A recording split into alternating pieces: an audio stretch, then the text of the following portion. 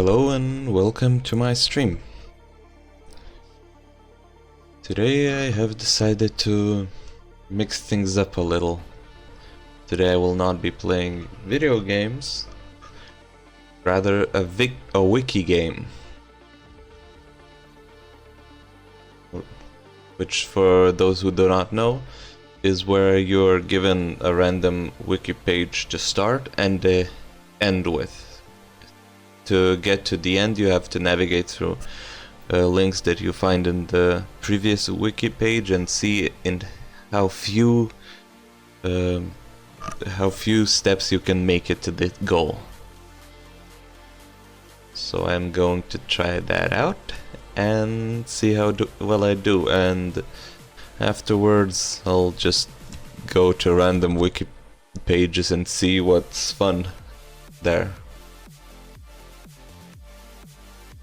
Well, that's the basics. We can go. That's an interesting start. Ed Sheeran. And then arithmetic. I'll just mark that over there so that I don't forget. Ed Sheeran. Let's see, can you see it? Okay. Arithmetic. Oof. That's... I don't even know how to begin going there. Let's see.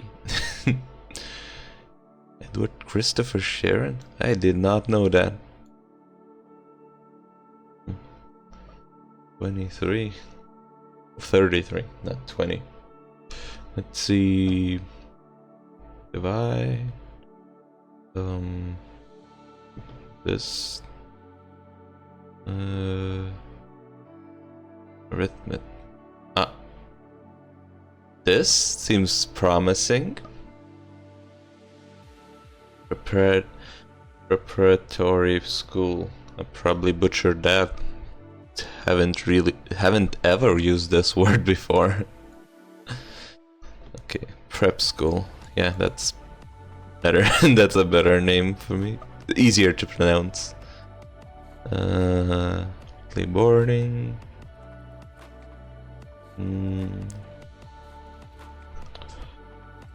Let's see. History, popular culture, okay. Common entrance examination, public schools. Which one of these would be closer to arithmetic?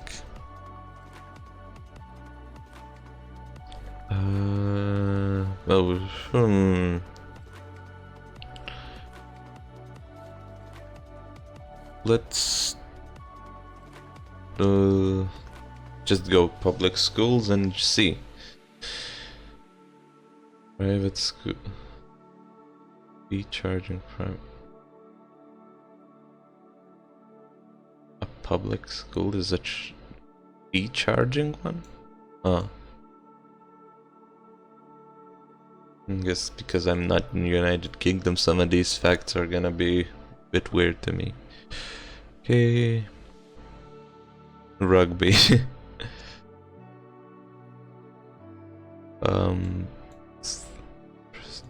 Schools were investigated by Clarendon and rugby. That's a school. I thought it was a sport. Okay, so public schools, elite institutions, ruling class. That.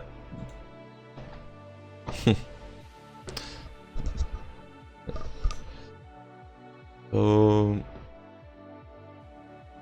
Okay, definition. That's probably not gonna be there. History.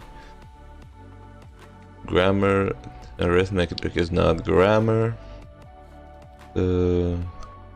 That's just school name. It's the late Middle Ages. These are this one's expensive. Elizabeth, Queen's Scholars. Chance. Oh, that's really going far back in history. Like 600, 500. Damn, the history of public schools is quite extensive. Wait. I haven't been keeping track of how many steps I went. Okay, let's see. 1, 2. Probably should write this somewhere down. Should probably write this down somewhere, but oh well. Let's see. What's arithmetic is math? Yeah. Crown is not church. That church doesn't really feel like to have anything to do with math. Okay, grammar again. Word. Uppington School. College. Lansing. Huh, there's a college named after Lansing. Well, I guess it's not surprising as there's a school named after rugby in the United Kingdom. Or do they play rugby in the United Kingdom? Actually, don't know where it's played. Okay, Victorian period. Okay, early 20th century. That's just other schools. Butler? Oh, just that's his name. Okay, Fleming. Like Fleming Committee. Just sounds. Thinking about it, how many things are named after how many people named stuff after themselves? Just imagine myself doing that is just weird. Butler, the Butler Act. Okay, that one's funny. Because hearing that for the first time, you wouldn't even assume that it's that the butler part is comes from a name, not the profession. Once again, grammar schools. Math, I'm looking for math. Royal admissions, late 20th century, a recession, authorities, place, assisted places scheme. A scheme, eh? Let's see. Corporal punishment was abolished. Nice. Fag. Okay, what is fagging? Is a traditional practice in British public schools and also many other boarding schools whereby younger pupils were required to act as personal servants of eldest boys. Oh, that sounds awful.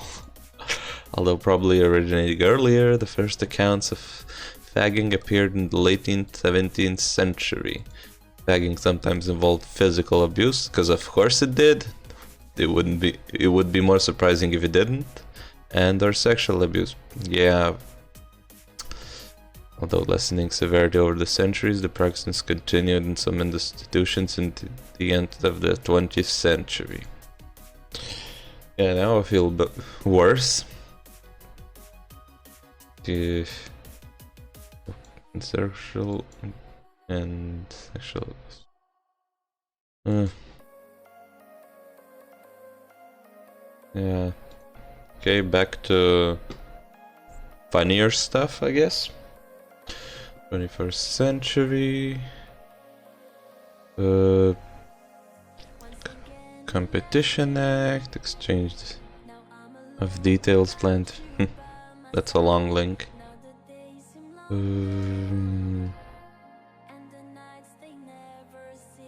Damn, I went from Ed Sheeran to trying to get to arithmetic. Thought schools would be a good idea, but it seems like I was mistaken.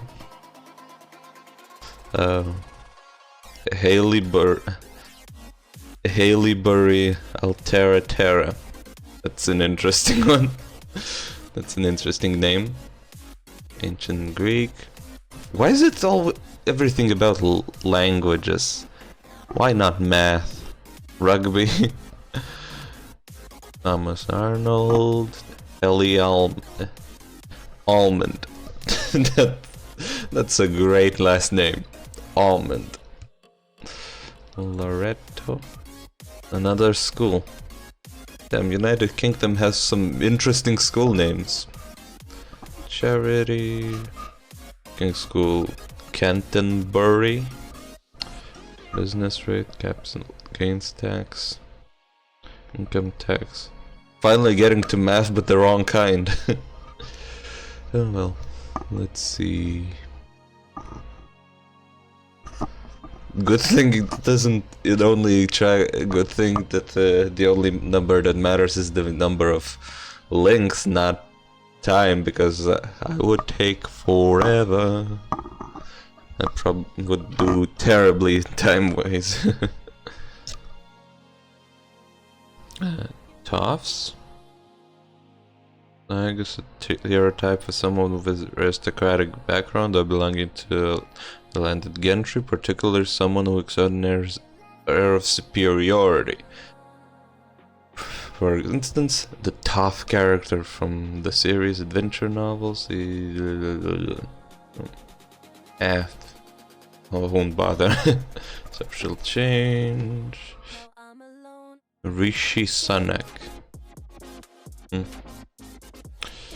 Ian MacLeod? Ian MacLeod. Probably butchering that.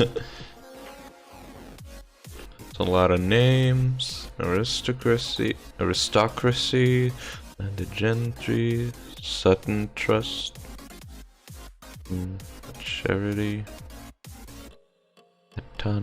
Chester, Rugby again, as the Lords, Literature and Media. Probably not gonna find anything useful here. And I messed up. Stuff about schools and nothing about math. Arithmetic. Oh, not that. Schools Act. Day schools. State school. Let's go with this. That's 3. Primary, secondary school. By region and country. Americas. Ontario, Quebec, middle schools, Brunswick, Brazil, Mexico. Yeah, none of the country ones. None of the country unique stuff. Actually Japan. Yeah, no. Sri Lanka, Europe. France. Oh, yeah. Then German language. Christian, Brandenburg, Berlin, the Republic of Ireland, Italy, Netherlands, Spain, England. Some of these have a lot of info, some don't. Like Japan's one was like 1 sentence, and then there's England. Scotland, Oceania. Yeah, that's once again ended up wrong, in the wrong place. Primary, secondary. Station, homeschooling, private schools, independent schools, Constitution, Brunswick, Brazil, Mexico, Spanish, Portuguese, Panama, parochial schools.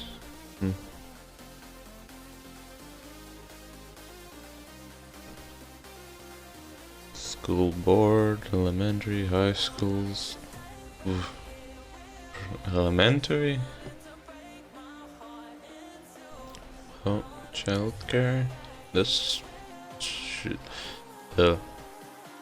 Institutions and standards, educational settings, at the home, they get. Nope.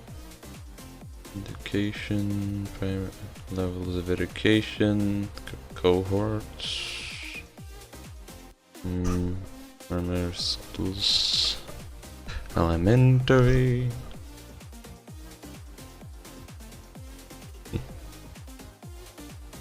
Remind me of the well-known phrase.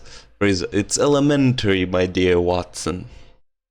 Though it was never stated. It was two phrases that are used a lot, smashed together. My dear Watson, and it's elementary. The more you know.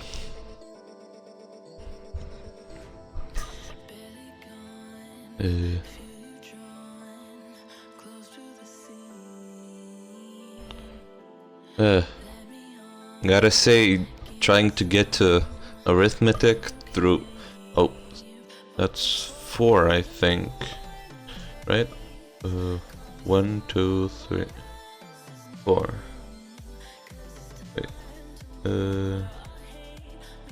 1, 2, 3, 4. Oh, that's 5. 5. Now this seems promising.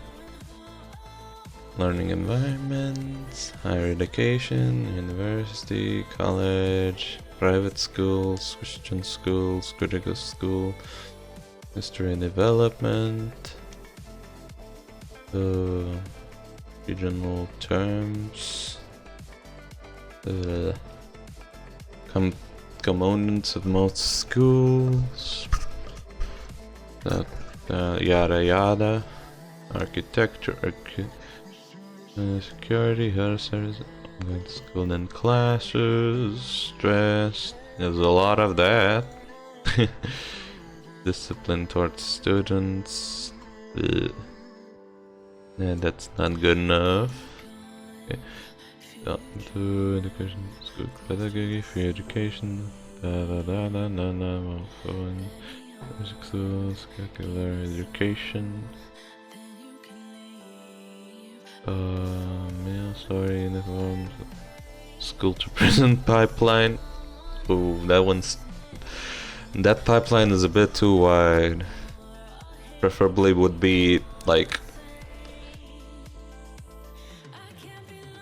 yeah, preferably that pipe would be clogged.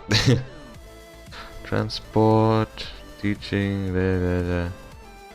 Yeah, not a word of what's being taught.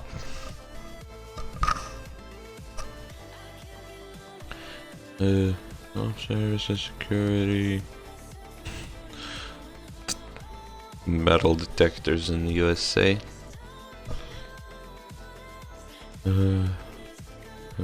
Countries.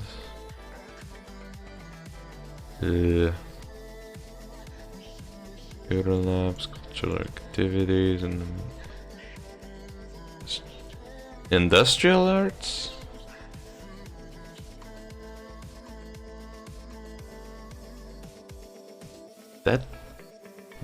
That doesn't. Yeah, technology education. That's what I grew up with. Industrial arts. That doesn't sound right. Okay. And at schools, World War II. What do you, who'd have thought that school is one of the better ways to get to World War II, huh? Gymnasiums, vocational, regional terms.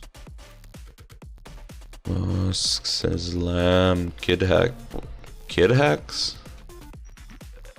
That's a really interesting name.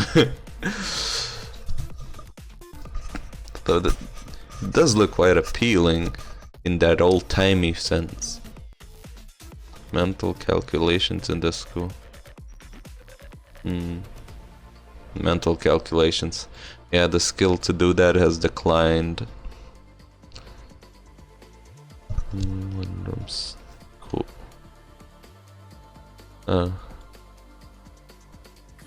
Cathedral schools.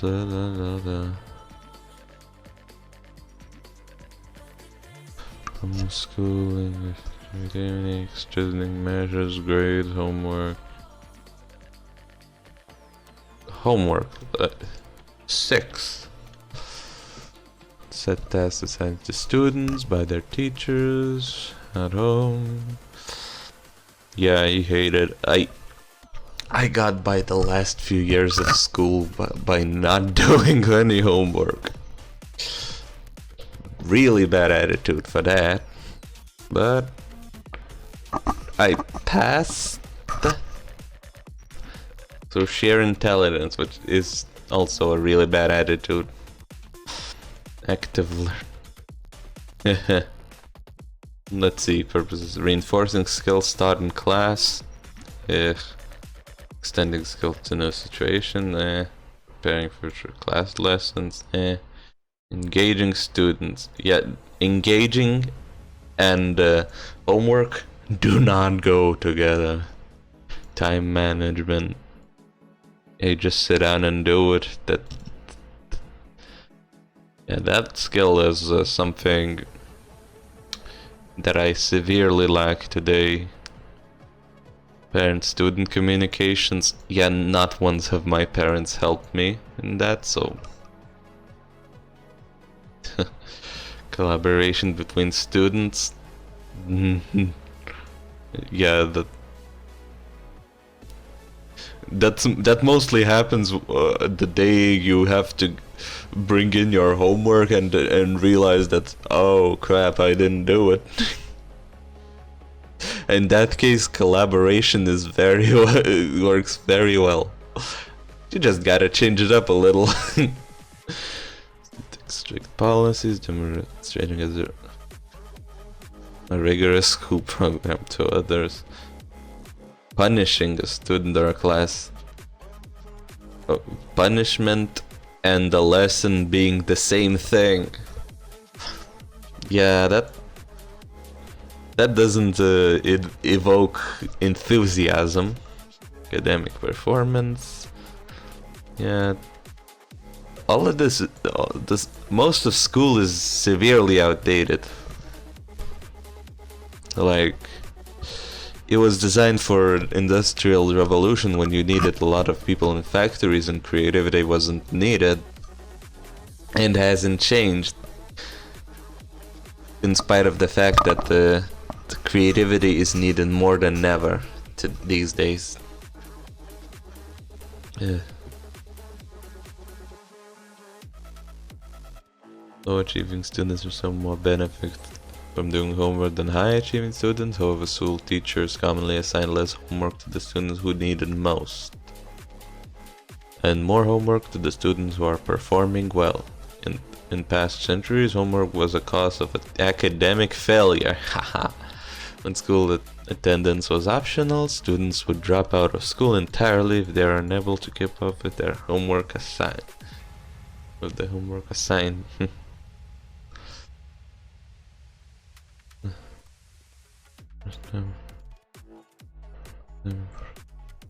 Large amounts of homework cause students' academic performance to worsen, even among older students. I wonder why.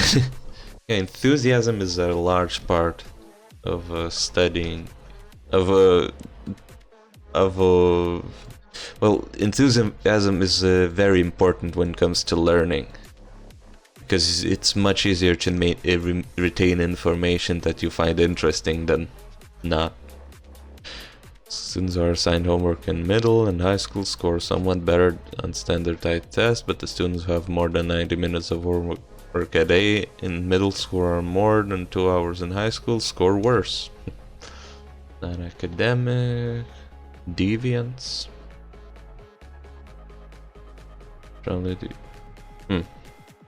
Interesting.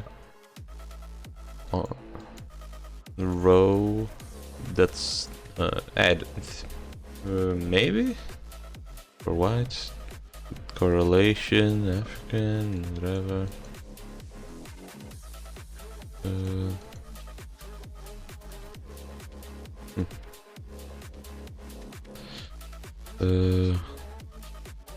Student motivation. Develop student motivation and study skills. Maybe one, but not the other. This, maybe. This? Yeah, nothing saps student motivation like homework. Improve student study skills, personal responsibility skills. Didn't mind, didn't. Like negative perceptors about homework, or less likely to ascribe the development such skills to homework. Well, yeah, because they're just that unpleasant. It's just that unpleasant. Homework and reduced engagement compared to other activities. Busy work, health in daily life, depression, of course. Time use, homework, United States and then Spain.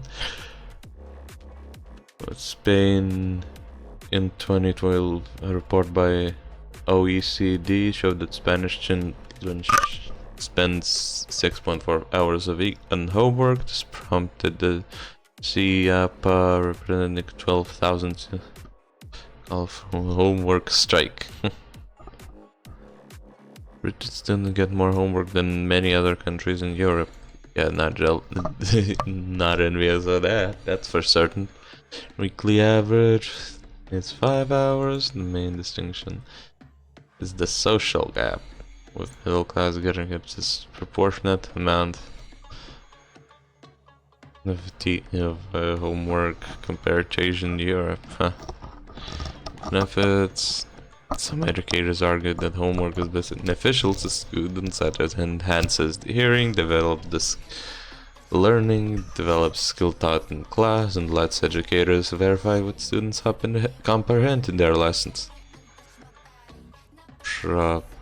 Proponents also argue that homework makes it more likely that students will develop and maintain proper study habits and can use throughout their years. So clear. Of course, this one is way shorter than criticisms. That one's big. And its effects, justifications, motivations, and alleged benefits have been the subject of sharp criticism among many education experts and researchers. Criticism of repetitive tasks, rote learning, and memorization, creating concerns about students' overall health and well-being. This belief gained momentum, particularly in primary schools, leading to calls for abolition of homework. Wahoo! Parents also joined the movement, asserting that their children being deprived of play, relaxation, and quality time due to the burden of excessive homework. They also believe that the quality of time with their children has been seriously affected by too much work given as homework. When assigning homework, each student is usually given the same exercises, regardless of how well the student is performing. This leaves some students under challenge and those overwhelmed by their homework. For others, the degree difficulty of homework may be appropriate, but students are unable to decide for themselves whether they need to deepen their knowledge or in a particular subject, or whether use the time in other subjects which they experience more difficulty, despite the fact that homework is often seen as a way of encouraging self-regulation. Homework sometimes is outsourced school material not complete in class to the home, leaving children to homework that is not designed to be done on their own. Parents feeling helpless and frustrated. As a consequence, students often have to use the internet or other resources to help, which provides disadvantage for students without internet access. Well, this is becoming rarer, but yeah. Thus, such homework fails to promote equality of opportunity. Oh yeah. Homework without professional feedback from the teacher has little effect on the learning success of students. Yeah, if you do homework and give it and then don't know how well you did, well, you don't know what mistakes you did and what you did well. If it's generally not wanted by homework distributors, unless homework is given as a punishment. Completing homework may take up a large part of students' free time. Yeah, but learning and punishment being the same thing is really non-productive. It is often the case that children try to finish their homework until late at night, which can lead to sleep disorders, which are rampant today, definitely. Unhealthy stress, also rampant. Children may feel overwhelmed when they have too much homework, which can negatively affect the children's natural curiosity and thirst for knowledge. Yeah, because rote memorization is way less effective than just mere curiosity. Because children want to learn. People want to learn. And that desire is slowly but surely crushed by school. Curiosity and creativity. Two very important things that school tramples and discards like trash. Now I feel real unpleasant thinking about that. Okay, I'm studying. Okay, I'm supposed to be playing the wiki game, but I'm just here on the page. Okay, study for the education was concerned the impact of homework. Different countries discovered that the pressure associated with homework causes arguments amongst family members. The study also showed that homework can lead to anxiety, depression, and emotional exhaustion among children. Collaboration effort between schools, teachers, and parents plays a crucial role in creating a positive homework environment. Experts recommend that schools and educators actively involve parents in their children's homework. Not always a great idea. By seeking their direct and indirect input, establishing open lines of communication that invite parental engagement. This can create a supportive and conducive homework atmosphere for their students. Different practices. Ah, damn it. Once again. I have once again hit a dead end. Reading, writing, typing, mathematical exercises.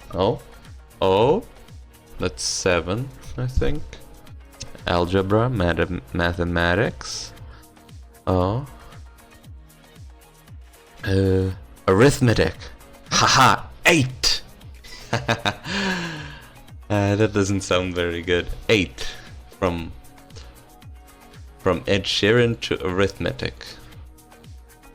Let's see. 1, 2, 3, 4, 5, 6, 7, 8. Ta-da!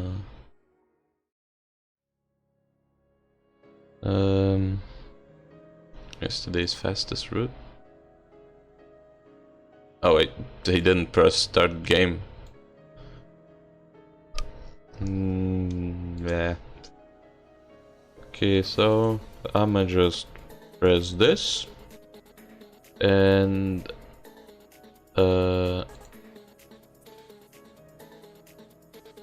this. Okay, where's the random? Random article. Well, let's see. Bosworth. Bosworth. Never heard of this before.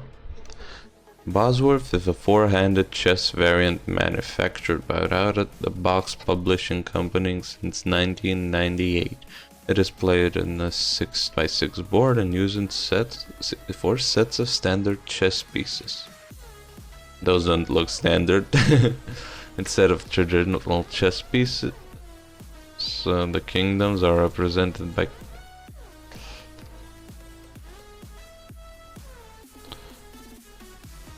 contradictory. This sentence and this sentence are contradictory. Okay, instead of traditional chess pieces, the kingdoms are represented by pictures of the pieces on large colored tokens. Each player has his own color: red, yellow, green, or blue, accompanied by a humorous picture of Dork Tower. Dork Tower? What's that? Dork Tower is an online comic created, and it's an online comic, huh? Okay. Rules. In the game, it can be played by 2 to 4 players. Pieces act like the normal chess counterparts. Rooks, yeah, with minor exceptions. Due to the multiplayer nature of the game, there is no checkmate and kings can be captured. The goal of the game is to be the last player who still has a king. Bosworth has certain rules for game setup and placing pieces on the board. The game board has 36 squares in a 6x6 pattern, but the four corner spaces are marked by trees, which designate squares as impassable. Trees and chess. The remaining 4 squares between the trees and on each side are marked by 10s and are the camps of the pieces.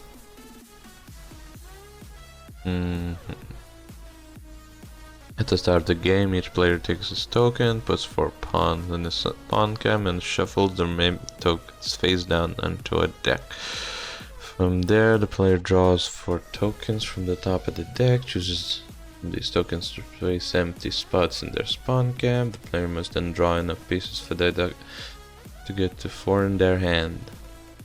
The reviewer from the online second volume Pyramid stated that take chess in the classic game that all of us in gaming grew up playing, add in some whimsical art by industry veteran and Murphy's Rules artist John Kovalik, steering a healthy dose of playing cards mixed thoroughly.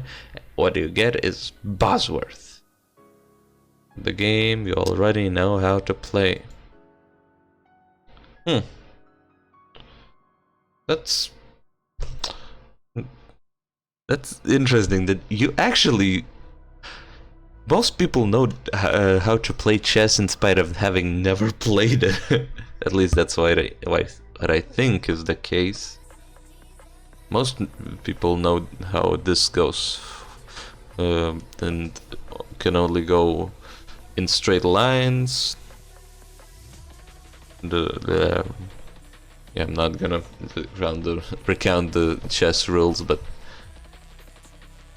most people can play chess well enough even without being instructed. So you could actually just plump this down and play with people. Okay, so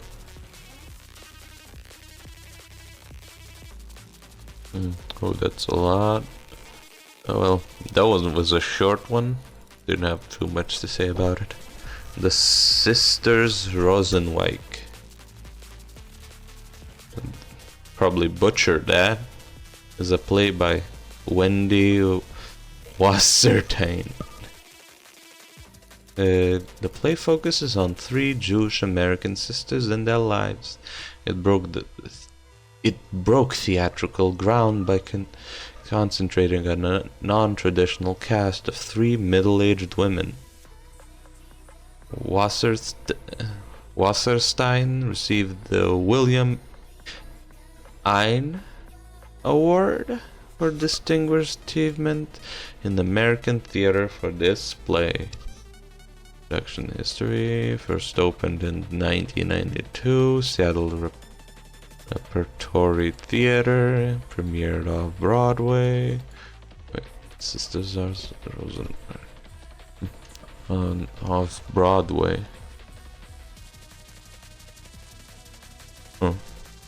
Center Theater production at the Mitzi Newhouse Theater and closed after 149 performances.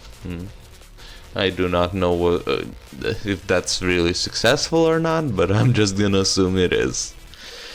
Directed Daniel J. Sullivan, John. What a unique middle name. The cast included Jane Alexander, Madeline Kahn. Yeah, those don't ring bells. Transferred to Broadway, Ethel Barrymore Theater. Closed down after 554 performances. Again, directed. The cast remained the same as off Broadway, except Kristen Estabrook, who took the role of Fanny, of Frances McDormand. Notable replacements include Linda Lavin as gorgeous Teitelbaum. Damn, I'm struggling with last names today because I just probably non-English names, so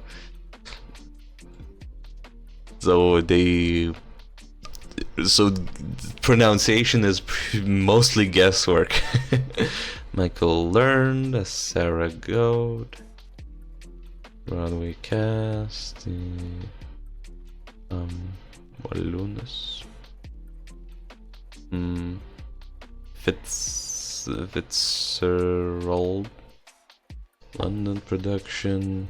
Greenwich Theatre, where directed Michael Blakemore, and sisters were played by Janet Sussman, Maureen Lipman, Linda Billingham.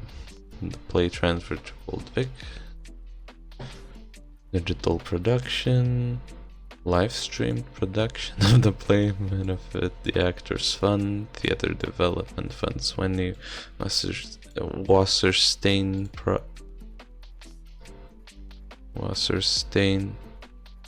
Waterstain? This part is probably not. It doesn't. Sounds German. Wasser. I believe is water. Stein. Wasserstein. That might be how it's pronounced, but. Okay, project. Steppenwolf Theater Company. Directed by Anna D. Shapiro, company's artistic director, Lisa Endelstein, Carrie Hahn, and Tracy Crimo Palero. As the three sisters, it's also Jason Alexander, another Alexander, Kathleen Newton, James Zermanek. Plot. Yeah, I've never heard of this play. Let's see. Sarah, who lives in London, is a representative for a major Hong Kong bank and is about to turn 54. Her sisters, gorgeous Teitelbaum and Fanny Rosenweig, arrive to help celebrate the birthday. Gorgeous is Dr. Gorgeous with a radio advice program. Fanny is a world traveler. Various boyfriends also arrive at the party. In particular, Mervyn, friend of Fanny's boyfriend, Jeffrey, falls instantly in love with Sarah. I don't know why I quickly shifted to reading it right at, but oh well. Wasserstein is said that the play is about being Jewish. She wanted to write a play that celebrated the possibilities of a middle-aged woman who, unlike her other protagonist, does not end up alone. Does that is that a trope that Jewish ends up alone? Yeah, haven't watched any plays, so. Oh. New York Times review. There's no production of the play is a captivating look at three uncommon women and their quest for love, self-definition, and fulfillment. When underlying the comedy is an empathetic concern for the characters and for the prospects of women today. At the same time, the play has its imperfections. There are gratuitous remarks and irrelevancies.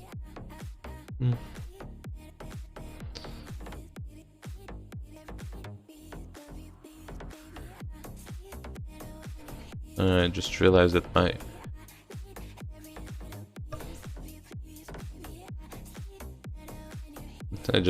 that my mouse is probably not showing on stream, so I should highlight stuff that I'm reading.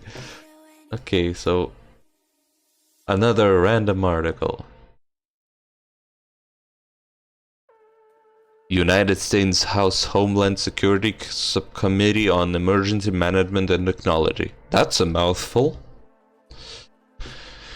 Is a subcommittee within the House Homeland Security Committee established 2007. There's a new subcommittee. Drinking game, huh? It handles many other duties of the former subcommittee, urgent preparation, science and technology. The subcommittee focuses on emergency preparedness, response, mitigation, resilience and recovery, DHS grant programs, homeland security, research and development, and protecting against and mitigating weapon mass destruction and health security threats. Subcommittee maintains oversight in federal Emergency Management Agency, DHS Science and Technology Director, the Office of Countering Weapons of Mass Destruction. Between 2019 and 2023, it was known as Homeland Security Subcommittee and the Emergency Preparedness, Response and Recovery. Okay, 1, 2, 3, 4, 5, 6,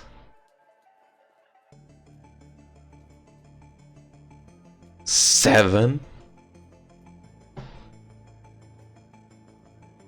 8.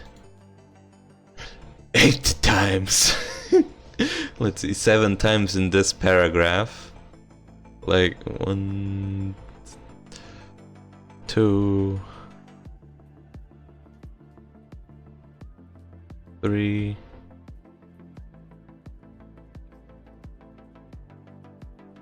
3 sentences. Oh, hello. I'm not playing the games today. So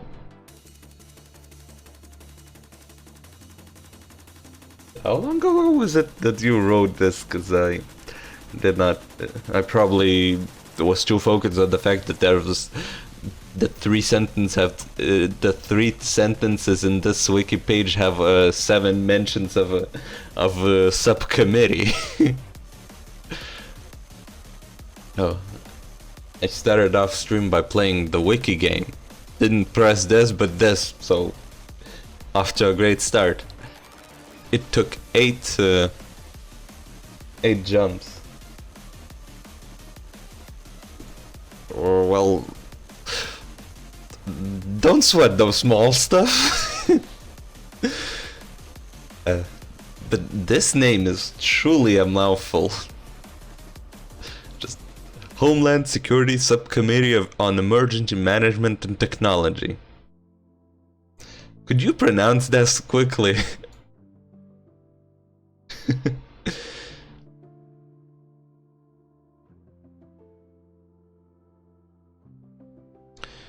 Looking at this wiki page does not seem very interesting.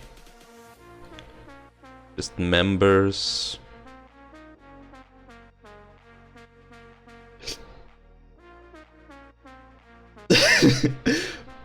Uschsemt. Uschsemt. Yeah, that rolls off the tongue so well. Yeah. Yeah, I'd read these names if I had anything to say, but I am not well versed in the United States parliament and stuff, or parliament, just people there. Okay, so next random article.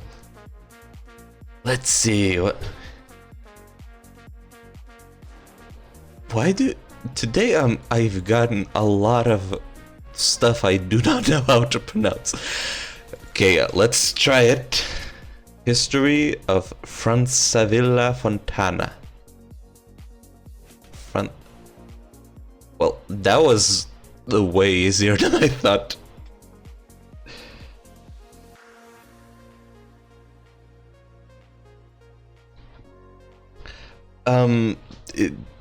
Well, I'll show you. Let's see.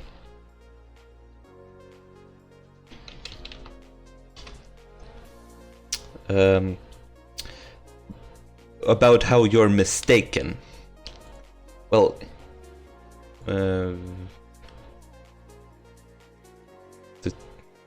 okay. So, you can't see the mouse. So you see, Lithuania is. Fuck. How would I?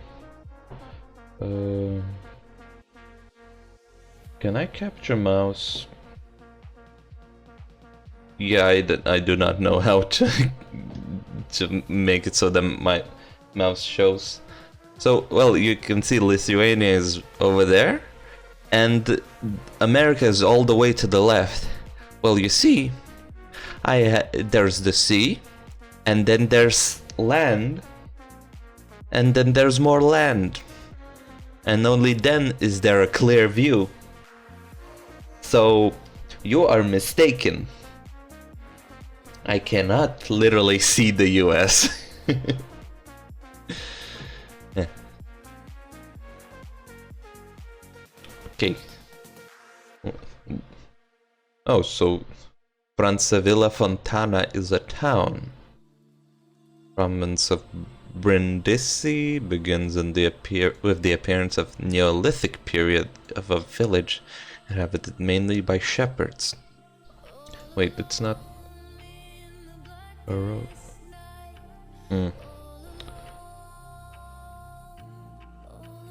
Kind of sounds. This name kind of sounds French to me, but probably it might be imagining that. Brindisi. Oh, I say French, but it's in Italy. In Italy. Yeah, I'm imagining it. Neolithic, by shepherds. Later of the settlement. First of them, Messapians, or Lapygian tribe who inhabited Salerno in the classic antiquity. Wow, I do not know what any of that means. Lapygian tribe inhabited Salerno in classical antiquity. Yeah. I am severely lacking in my knowledge of ancient times. That's what I was searching for. And later of the Romans. Yeah. A medium-sized center arose. The present town of Francavilla was officially founded in 1310 by Philip I of Anjou, Prince of Taranto.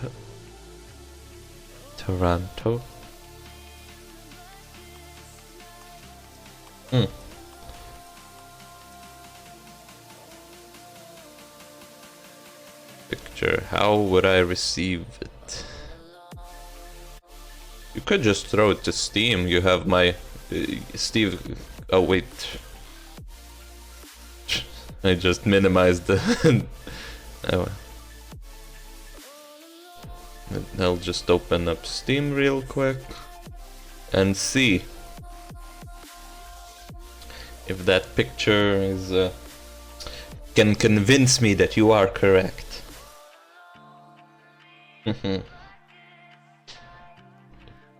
Ignores the fact that the Earth is not flat, of course. But hey, if you have enough willpower, anything can be flat, eh? Okay, so... where was I? Toronto after the discovery of a Byzantine icon depicting Madonna and Child. Madonna and Child. You just have to believe.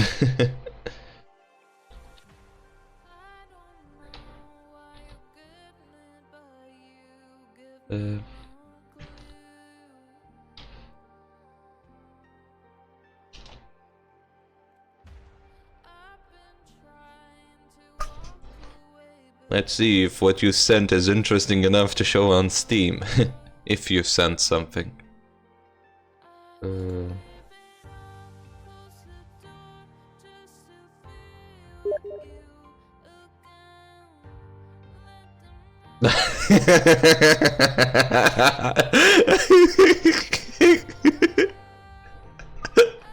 Of course. How could I not think of the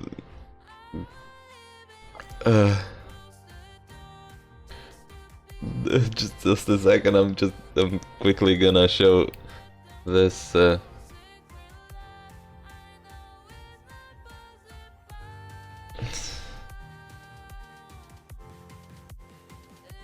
you see? Yeah, you can see this.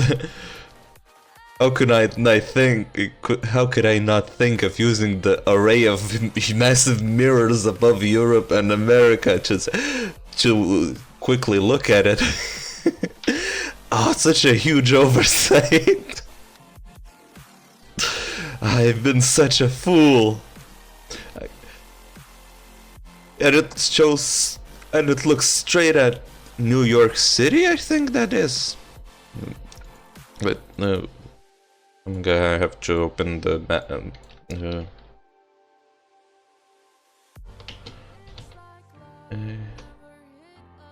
of USA. Let's see, and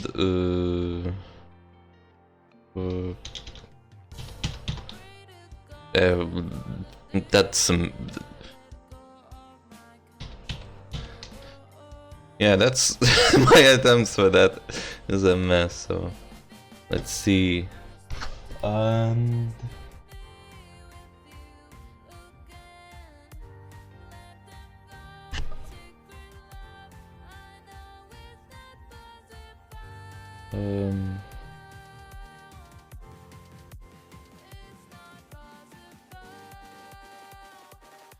What?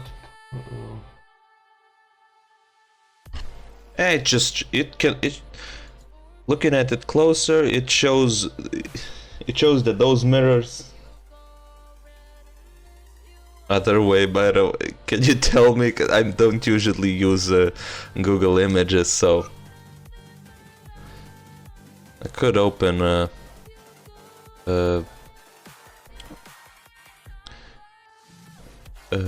open image in new tab. Yeah, this works way better.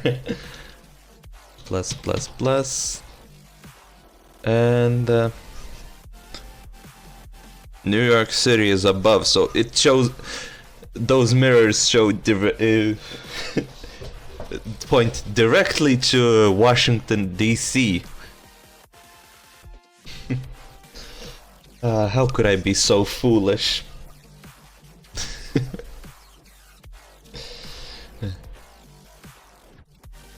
Too bad it's dark out right now. Okay, let's see.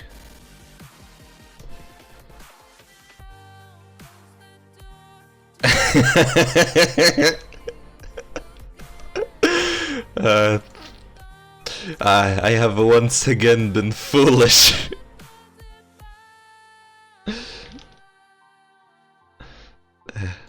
I could have just used gravity. See America. But there's is an oversight for that. Well, you see, I wear glasses. That means my eyesight is shit. So I cannot see that far. Mirrors would have helped, but this is outside of my capabilities. Sorry. Wait. I could just fly there, couldn't I? Thinking about it. You see these wings? No. Wait a second. No, I messed up. These wings are clipped. My oversight. I cannot fly. Not yet. Shame. Shame on me. Oh, another one? Let's see what you have here.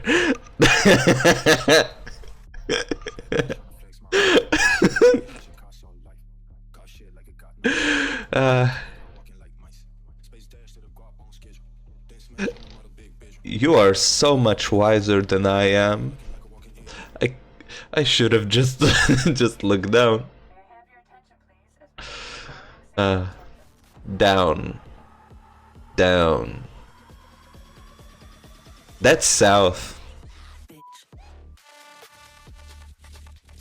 If I look down, let's wait. Now I'm curious. Just okay. I started reading this Madonna and Child, but this is more important. Okay, so sure it is. Okay.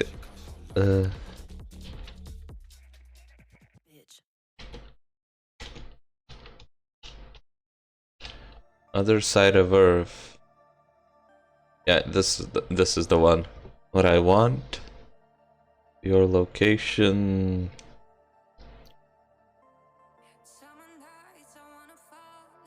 Let's just use the middle to not dox myself. How do I choose?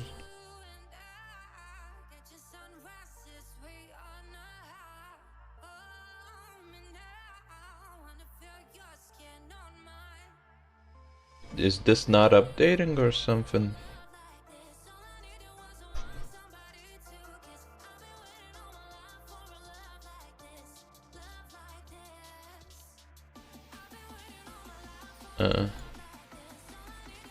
Okay, that one's country.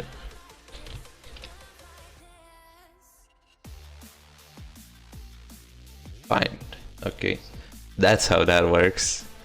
Couldn't probably maybe capital, but yeah, I butchered that, didn't I? So this and oh yeah. Yeah, you see, down is closer to New Zealand.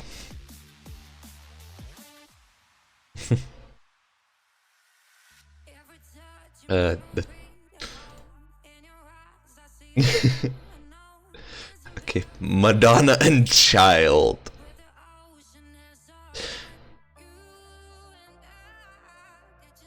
Not Madonna and her child, just child. Due to extensive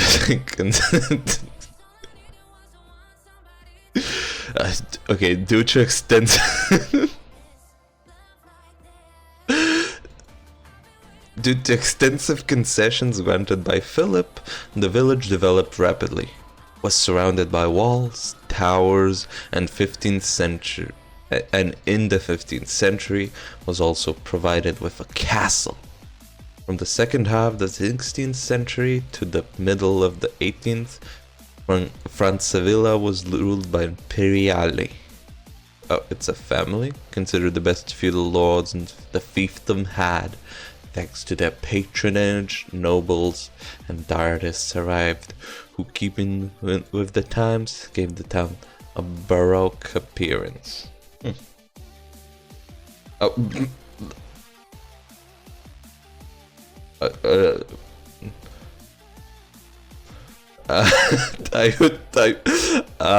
Damn. You can totally see that I'm a professional. Yeah, I was looking at this like, here's the location, and when you look down, you see this. It's closer to New Zealand. Haha. Flat Earthers do not believe in this map. You know, would have been nice if the reminder came earlier.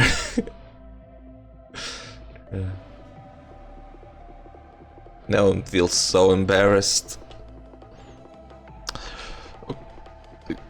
Madonna and Child. Archaeological excavations carried out in the 1950s on an embankment of the Canal Real, about 2 kilometers from the town, demonstrated the existence of a Neolithic village, not older than 3000 BC, inhabited by the Mediterranean Siculan people, before the invasion of Ausons. Yeah. Ah, damn it. Let me at least finish the stream, okay? I gotta somehow recoup the losses. Ausons. Yeah, history has a lot of interesting names. Ausons. Especially if they come from languages long extinct.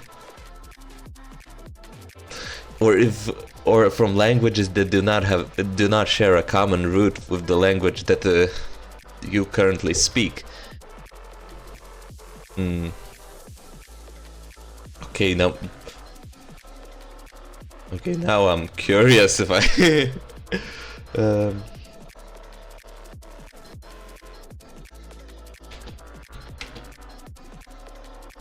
difficult to pronounce words. Now I'm fully distracted. 252 hardest English words to pronounce and spell.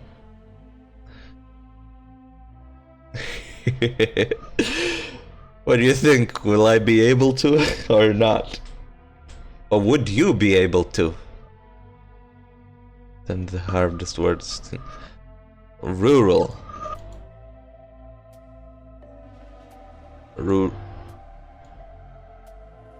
Rural.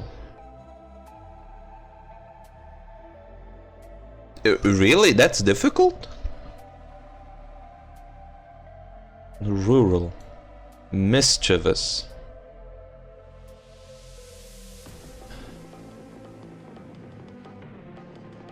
Most people are just mischievous, adding an extra mischievous. Mischievous. Mischievous.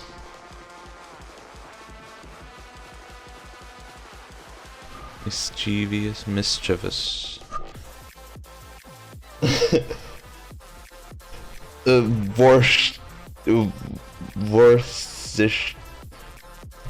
Worcestershire sauce. Oh, colonial. But I'll break it to you, which is actually pronounced Colonel. Yeah, right. That's Colonel. Epitome. Despite what you're telling me, the E is inside. Epitome. Oh. Epitome.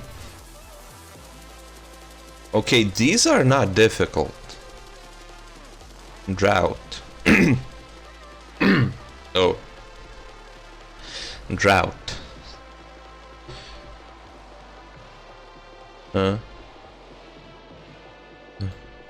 Most counterintuitive word to pronounce. Its correct pronunciation still has me bewildered, no matter how many times I've said it. However, think...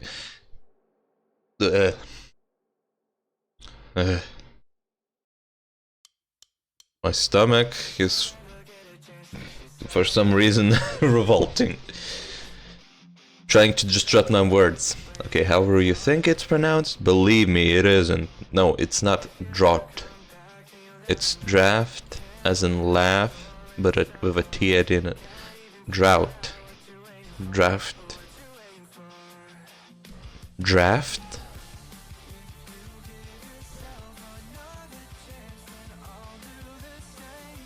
Laughed. Drought. Huh. Hyperbole. Hyperbole. Hyperbole. Nauseous. Nauseous. Sixth.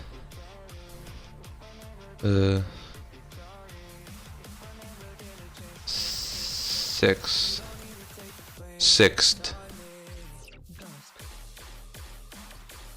Through. Oh, thorough. Yeah, not through. Thorough. Thorough. Oh, now this one. This one's at 10th place. Oh, Worcester. Worcester. Worcestershire. Worcestershire.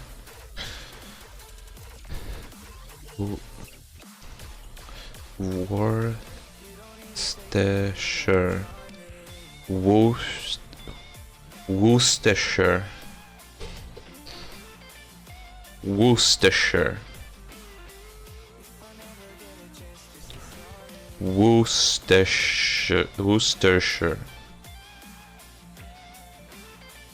Worcester. Worcestershire. Okay, I still have no clue how this is pronounced.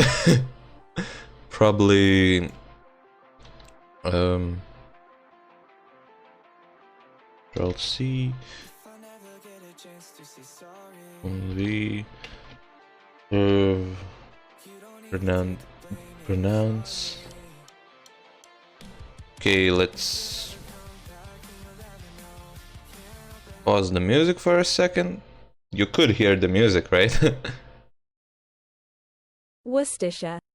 Worcestershire. Worcestershire. Worcestershire. It's more difficult to remember than pronounce. Okay. Nope, the wrong one. Aberrant. Exceed. Accessory. Adamant. Adumbrate. Adumbrate. To give a vague or sketchy outline of. Huh.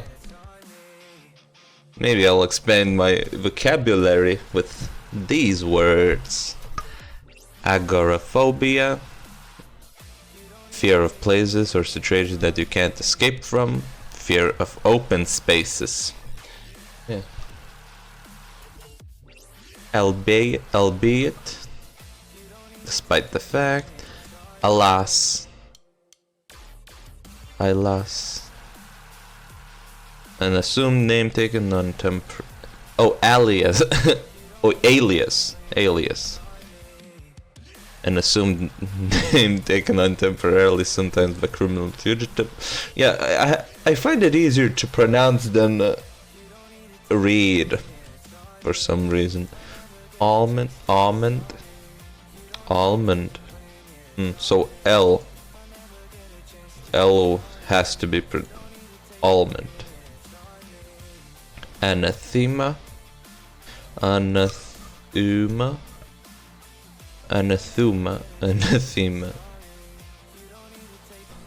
Something or someone that When vehemently dislikes. Placing a difficult word within the definition of a different difficult word. Anemone, small plant, anesthetist, anesthesist, anesthesiologist, anesthetist, aneurysm, an excessive localized swelling of the wall of the artery, Edzek seem to have disappeared. Oh well. Antarctic, extremely cold region, southern part of the world. Anthropomorphism, attribution of human characteristics or behavior to a god, animal, or object. Oh, he just stopped replying, so I was I was feeling a bit lonely.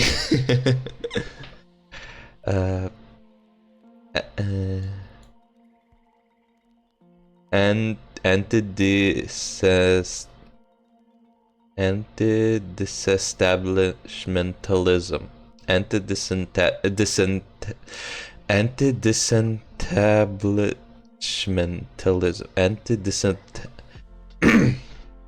Oh, that's a mix of a few different words, all of which I can pronounce. Anti-disestablishment.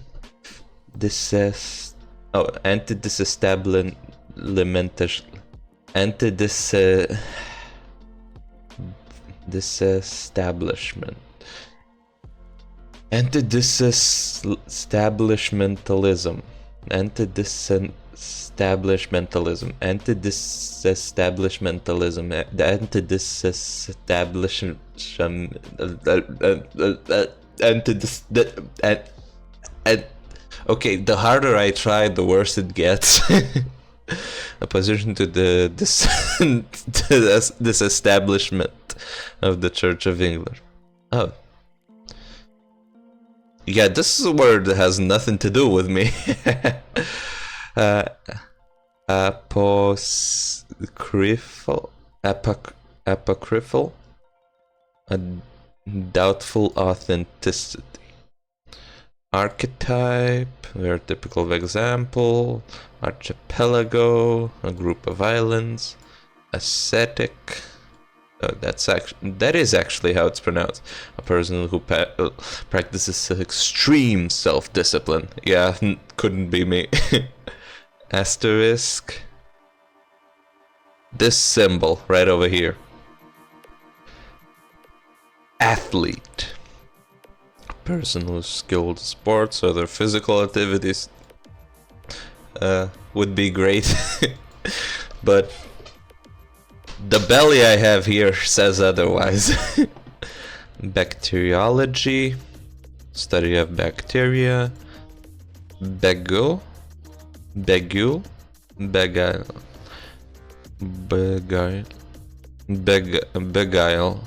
beguile. To deceive or cheat someone, huh?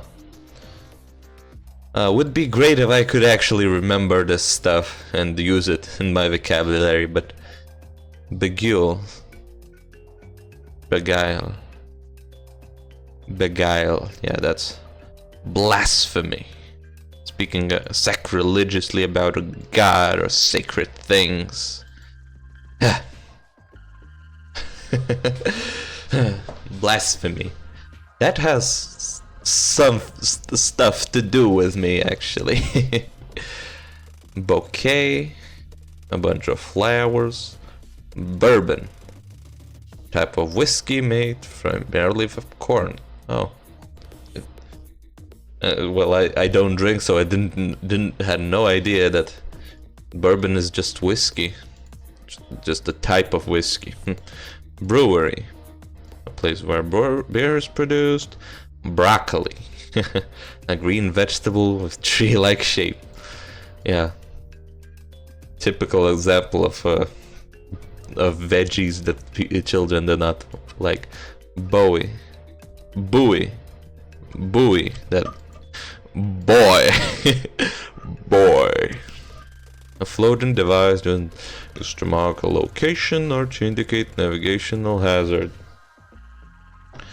Yeah, this was supposed to be a wiki exploring stream, but here I am. Just random stuff. Bureaucracy. Ugh. Excessively complex administrative procedures. Oh, so I didn't actually know the definition, but I like the definition. Bury. To put underground, typically in the earth. Typically in the earth. Where else underground that besides Earth there is? Mars? Moon? Cacciatore? Cacciatore.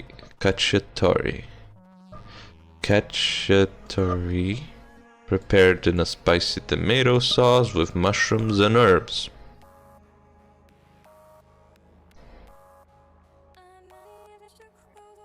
Huh. That's a weird word. Cache. A hiding place for storing away goods. Cacophony. Unpleasant mixture of sounds. Hey Hedzek, I'd love some input about audio in this case. To me, the music sounds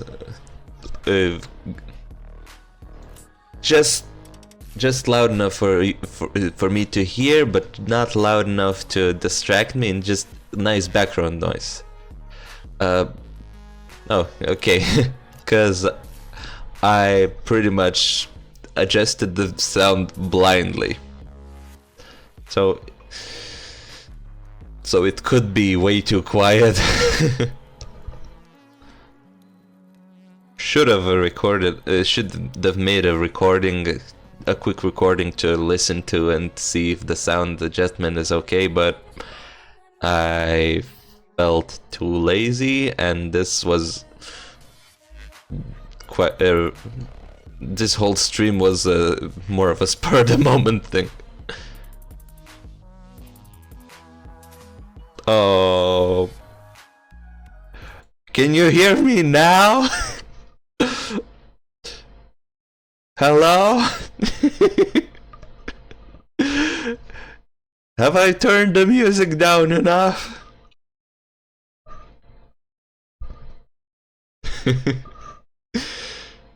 I mean, look at me, I'm a dragon, I don't know what sounds...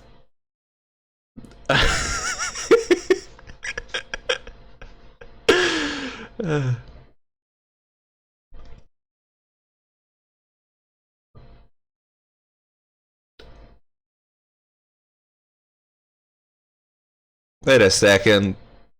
I just noticed a inconsistency. If you cannot hear me speak, how did you know to answer my question? Haha! You, I have judged, are lying. Haha!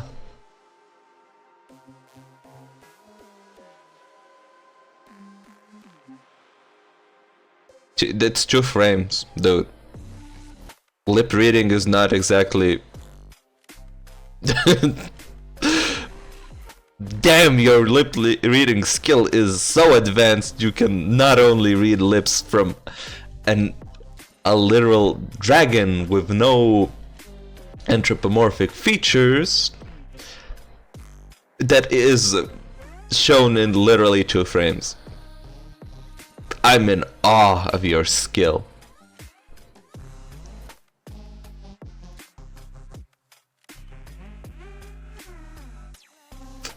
Yeah, because everybody knows that a dragon's mouth movement goes in Morse code. That's how That's how they. That's how they thought up of Morse code. Because like dragons were so loud that the audio wasn't working, so they developed the means to read what the dragon is saying via mouth movement. But the dragon's mana and magic is so bad, is so strong that the video quality degraded to only 2 frames, open and close. Yeah, totally. That's how it works. I should mess with you by just opening and closing my mouth at random. I wonder how that would go. Haha.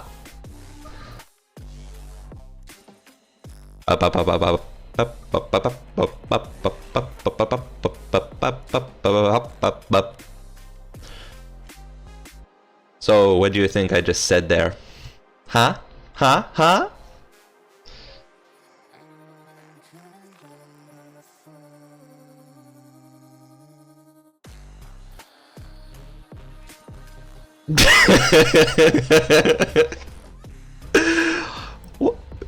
What do you mean Chinese? There's Mandarin and Cantonese. Chinese isn't a language. There's Mandarin and Chinese and Mandarin and Chinese, Mandarin and Cantonese. So which one do you think I was speaking? Huh?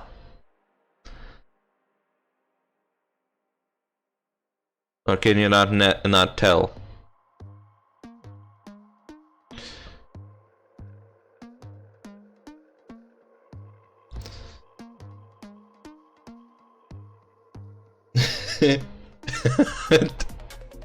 Okay, did you not understand the word I said? Well, actually you didn't, because audio issues. Right, got it.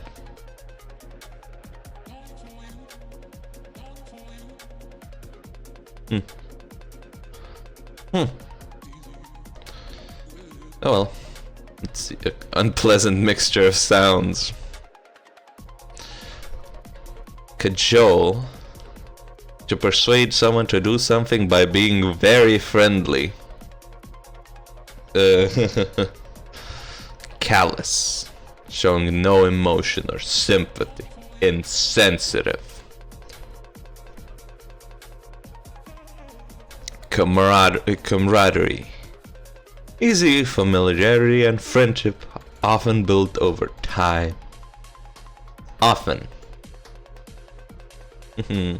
Candidate. A person seeking an office or position. Caramel. A sweet golden brown confectionery made by heating sugar. Wouldn't that be the dragon's favorite snack with its gold color? It would remind them of home. With the whole dragon horde and everything. I just remembered I never asked, what do you think about my drawing skills?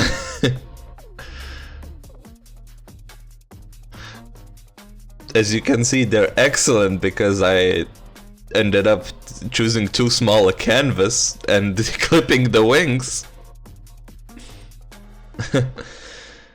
Front legs would look wonky. Yeah, I've mentioned that. I'll get better. Dragons are well known for their healing capabilities. So what if I got into that accident? Which I do not want to talk about. Honey badgers are vicious. Never flying to the areas where they live again.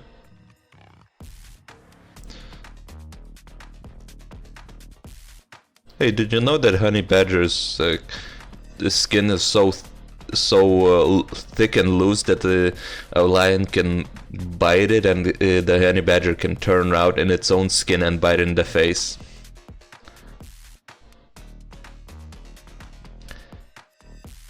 and one of and the people that have to deal with honey badgers have some advice when using guns against them.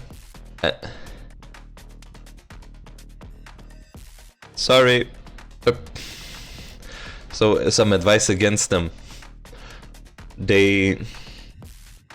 So if you have a gun and intend to use it on a honey badger, you better make it count and kill it in one shot. Otherwise, you're just gonna piss it off.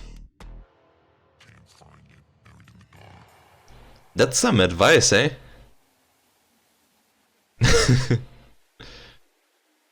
So anyways, honey badger plus wings, not a good time.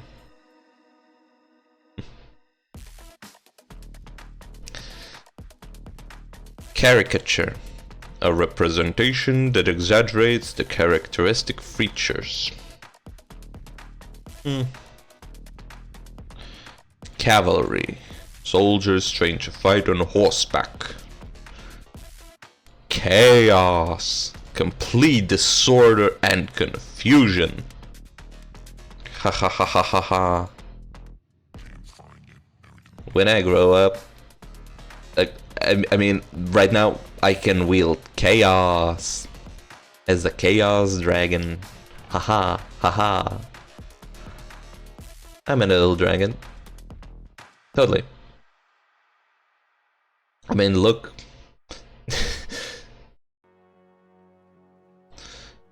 Yeah, can you see the tail?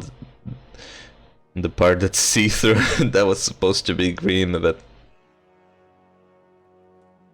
the program I'm using is green screen.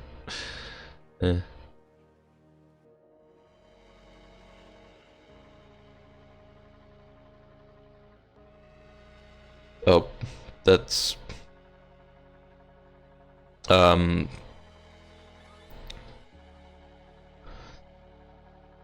that didn't work.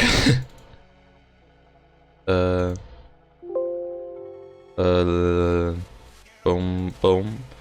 Okay. Still, the tail is still see-through. Damn it. Oh well. I'm gonna try and continue. Probably should get back to the wiki. Okay, this... Yeah, I've been too long on this. I'm just gonna get a new article. Diminished third? Oh.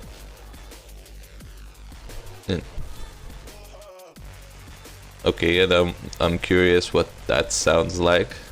Boom.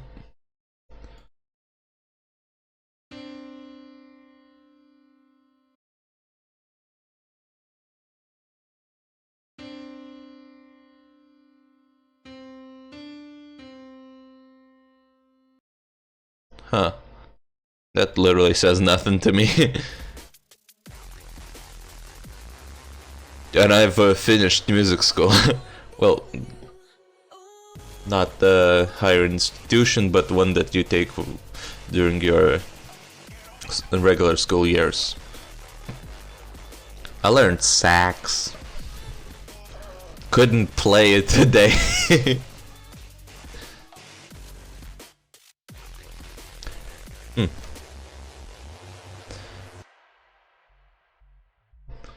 Have you do you wonder how a dragon would play sax?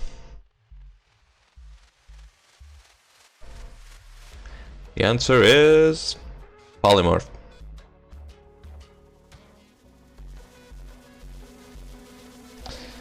Well, moving on. Oh, I almost ended up going to the different link. In classical music, from Western culture, a diminished third is the musical interval produced by narrowing a minor third by a chromatic semitone. A musical gibberish, eh?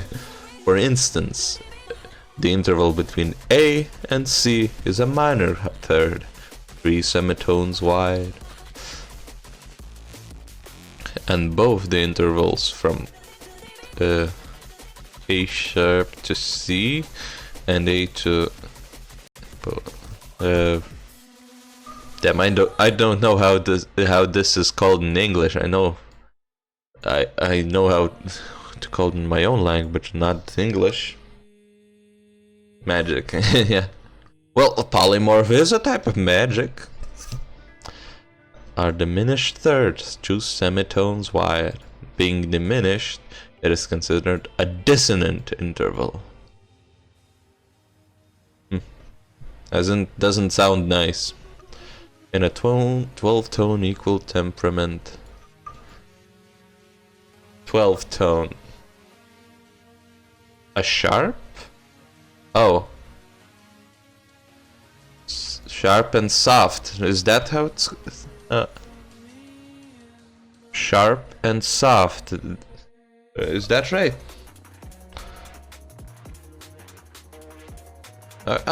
Well, when in doubt, Google.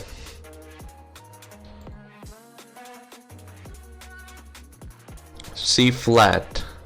Flat. C sharp and flat. Okay, good to know. Good to know. Okay, 12th tone. Have you ever heard of microtonal music? Usually music that people are used to is a 12th tone. With 12 different tones, like... what is it? Can't remember. Is it like... 1, 2, 3, 5... Yeah. 8 regular and then 4 of these sharp and flat notes, and maybe up to 4. I can't really remember, but there are music that people have made.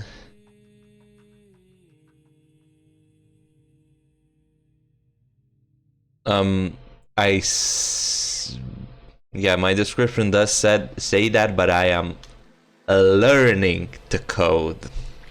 Not that I can really code. That's my future aspiration. Not current capability. So anyway, microtonal music. So people have created music that have way more tones than just those 12 that we're used to. And it sounds funky. It's weird. You really have to get used to it for it to sound good.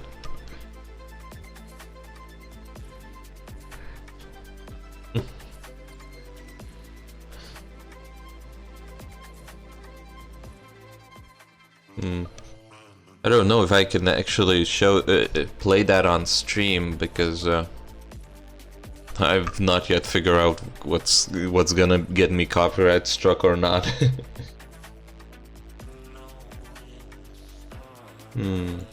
I had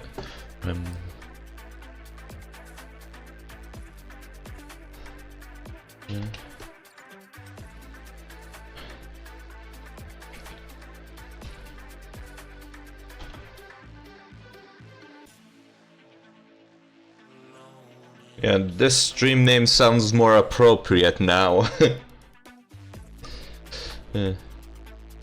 Do you know how to code?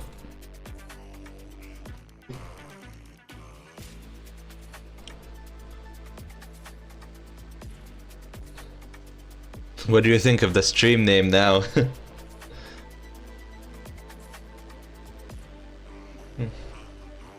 Okay, in a 12-tone equal temperament, a diminished third is enharmonic, with major second both having value of 200 cents. What?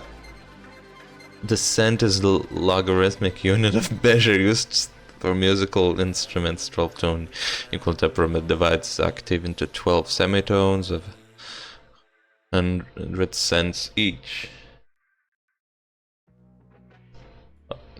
Oh. Hmm. Interesting. Is it freelance or do you work with a company?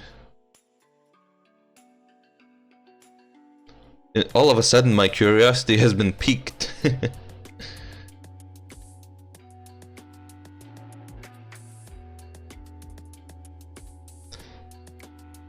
Oh.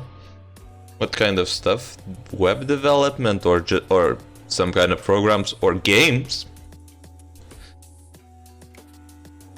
That's the interesting stuff, eh?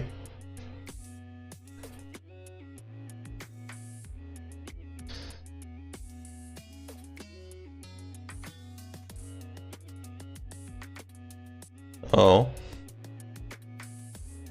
Hmm.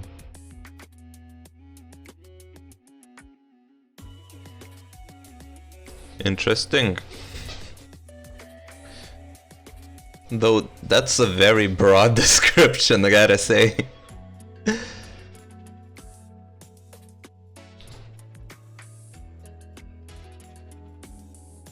Would you be able to narrow it down? For a more concrete picture?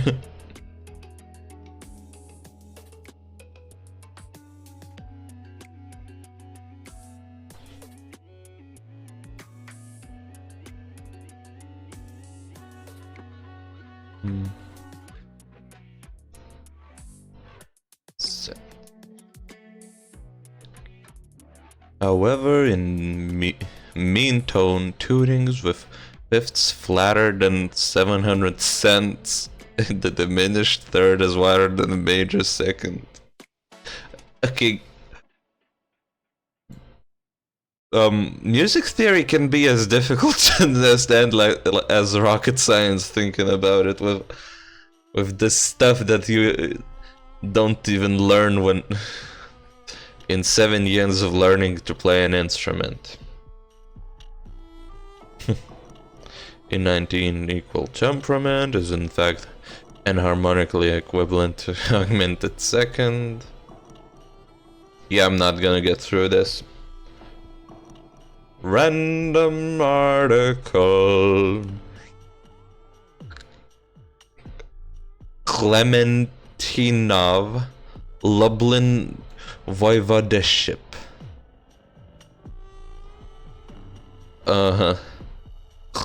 Klementinov is a village in the administrative district of Gmina Nezhvia.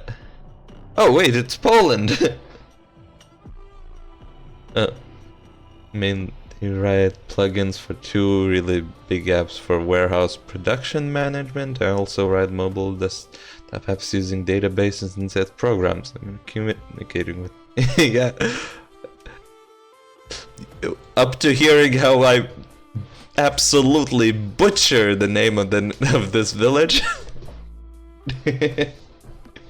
Yeah, it took me a while to realize that this map that I was shown is in fact Poland. Klementinov Lublin Voivodeship. Voivodeship. Yeah, I went full Russian in the pronunciation. A village administered to the district of Gmina Nezhviada within Lubartov County, Lublin Voivodeship in eastern Poland.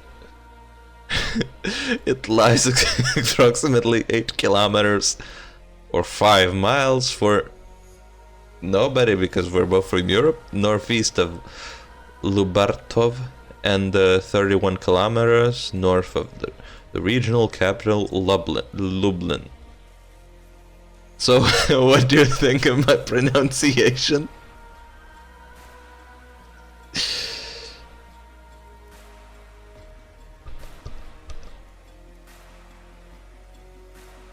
That silence is unnerving. Wait a second, you can't tell how I pronounce that, because Morse code doesn't give off that much information. Huh. You're just saying that to make me feel good. To make me feel better about my terrible pronunciation. Ah.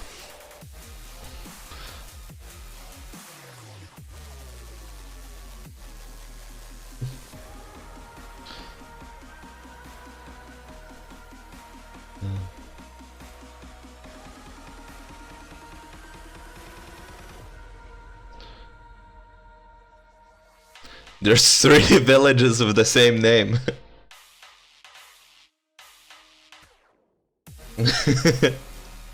Except pronouncing it correctly, I guess. That one's just boring, right? Hence, not amazing.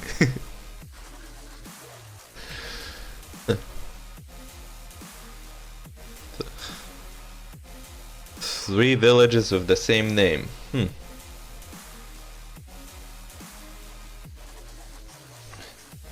Now I'm curious.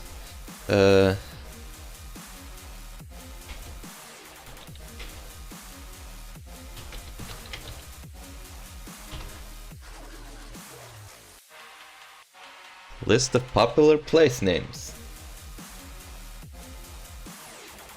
List of popular place names derived from the US.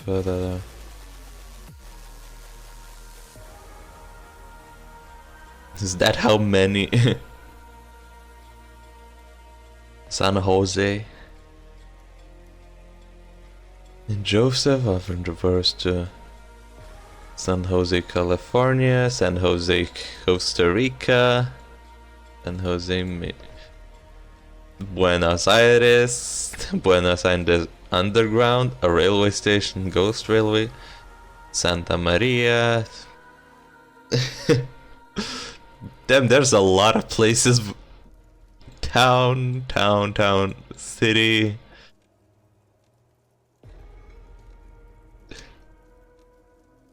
Imagine introducing yourself. That you're from San Jose.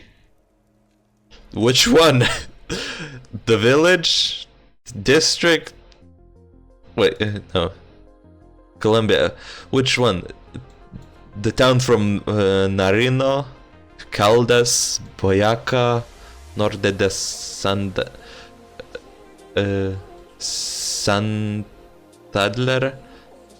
Cacuela Department, Roberto Payan Municipality, Nahino, Huichala, Goviare, Santander. Probably butchered some of these. Though I imagine I pronounced some of these better than actually. I imagine at least some of these were pronounced correctly.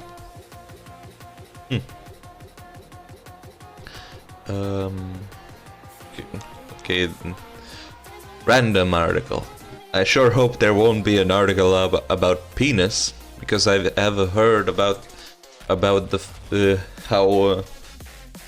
There's a story about the Wikipedia article for penis, where there were some photos for it, which some dudes thought that they had a better one, so they uploaded it, and then afterwards some other dudes thought the same and just kept uploading their own.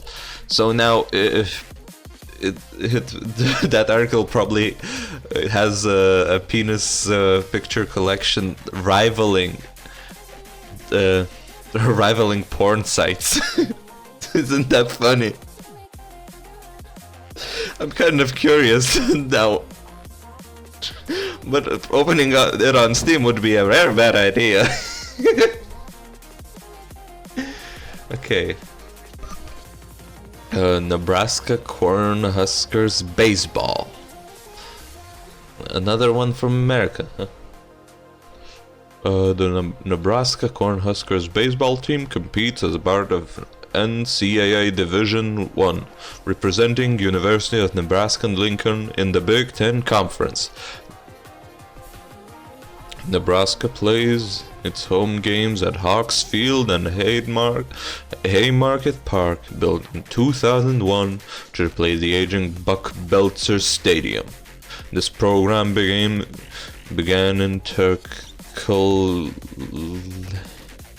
intercollegiate play. Okay, that's butchered that's for sure. Played in 1889 and has been coached by Will Bolt since 2020.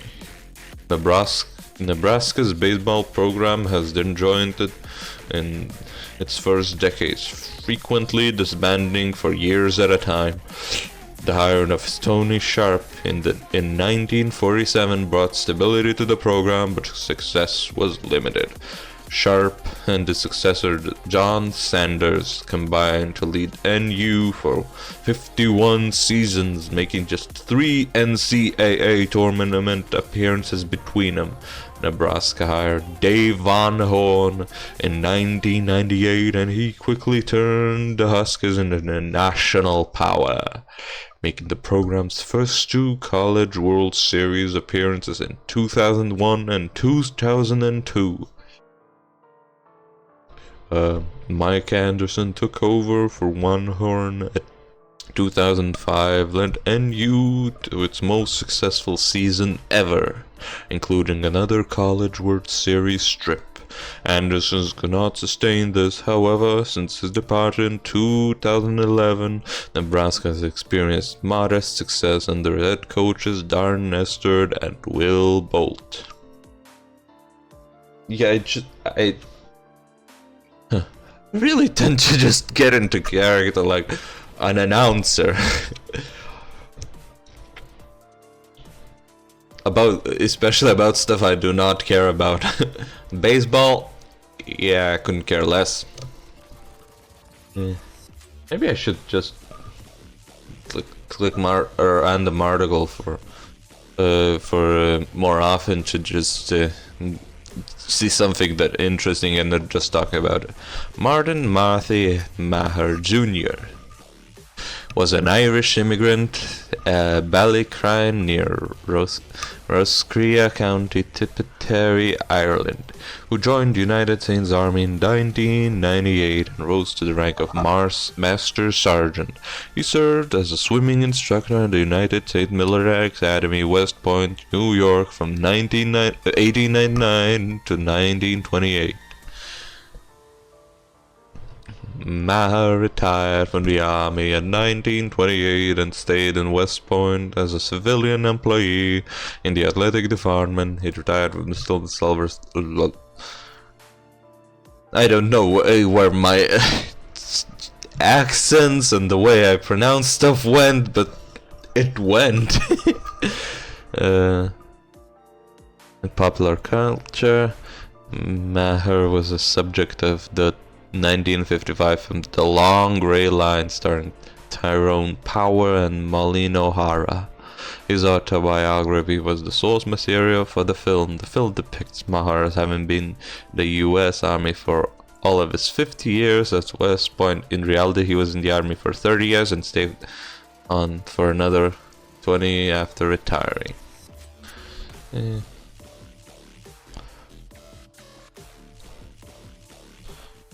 Yeah, nope. Zumwalt's Prairie. Zumwalt Prairie is a grassland area located at the lower country. Wait a second.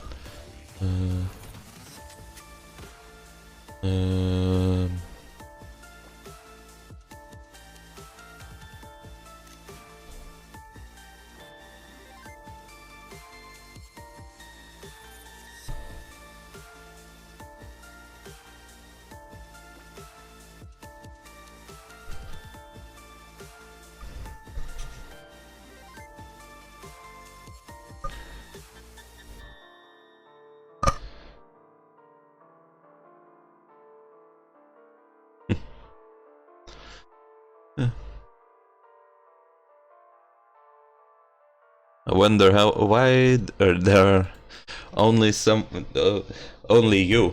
Wait, there's only you here. And you're here because you're a recurring viewer. What's so unattractive about a random wiki page and a dragon on the right side? Have I drawn an unattractive dragon? I think it's beautiful. Especially those paws. Those should be claws, but those are paws. Like a cat's.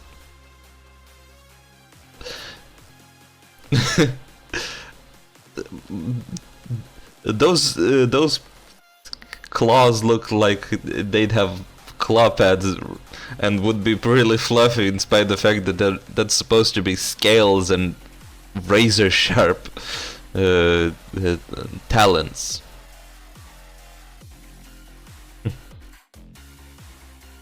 Oh, speak of the devil, I was just talking about how there was only one person here and boom, there's another one now. Well, welcome. Today I started with the wiki game, finished quickly, then started going random wiki particles, and then just got lost on the other stuff, hence tangents. Yeah.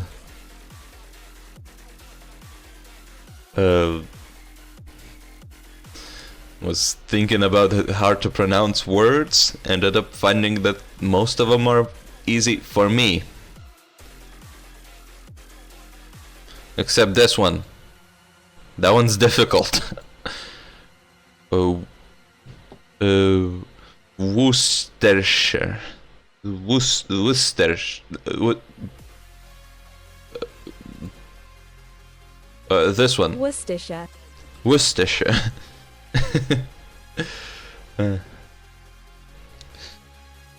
Okay. Rar.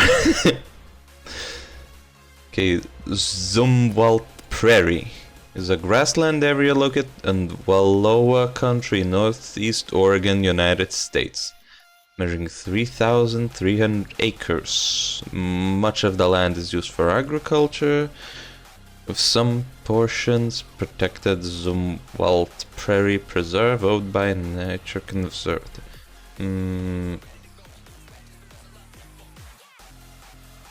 Yeah, I'd have more interesting stuff to say if it was about an animal and not about a prairie. Don't really know much about prairies. Yeah, I guess oh, Bertie. It's a surname. What an expensive wiki page. Daniel, American artist, sailor. Huh. Giuliano Berti, Massimo Oberti. Were they twins? Okay, no, I'm curious. Italian sailor, competed in mixed 6 meters at 1928 Summer Olympics. And this Massimo Oberti, sailor, competed in mixed. Huh. 2 different people doing the same thing. Interesting. Let's see. Derek Carcarry.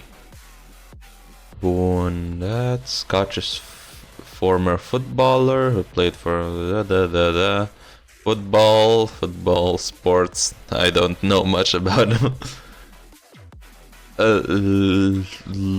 Luku?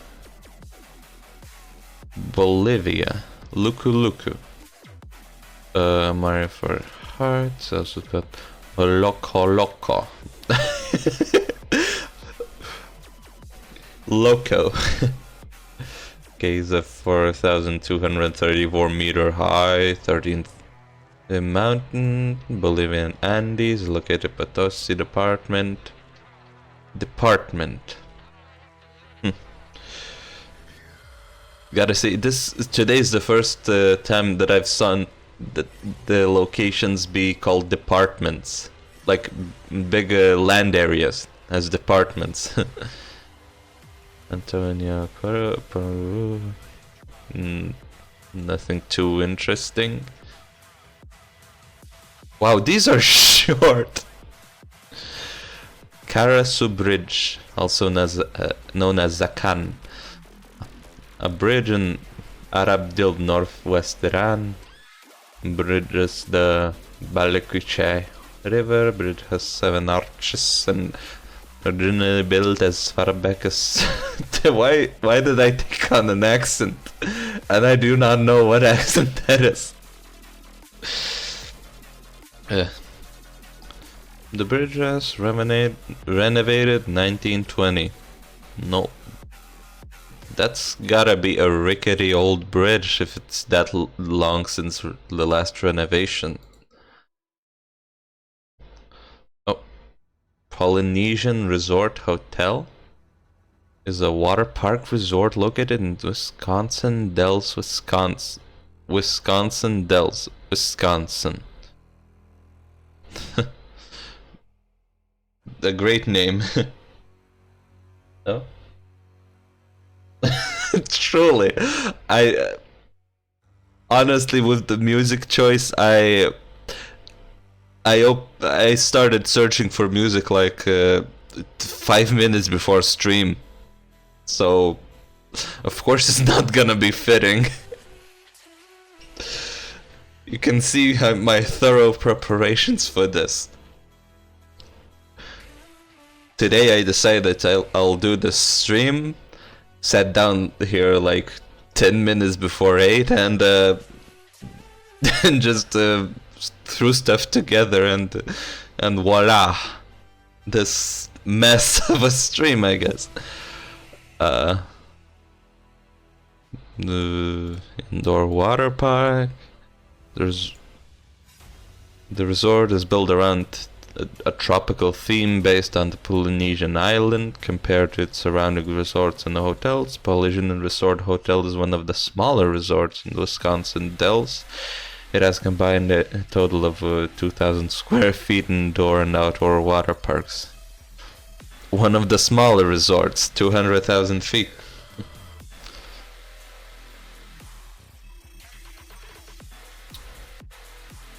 Too bad there's no pictures of this. Oh, multiple issues. Water parks. It's been a long time since the last time I was at a water park.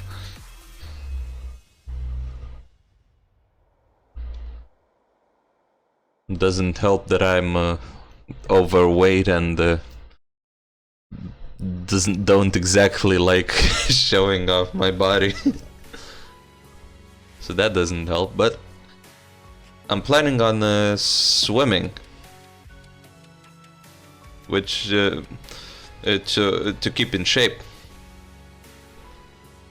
Then I've read up on swimming exercises and butterfly stroke. How old? 24. Butterfly stroke is a good a very good exercise because it puts quite a bit of strain on the entire body's muscles, so it trains well, and it also has a cardiovascular help because it's that intense. And what's so surprising about 24? Did I seem older or younger?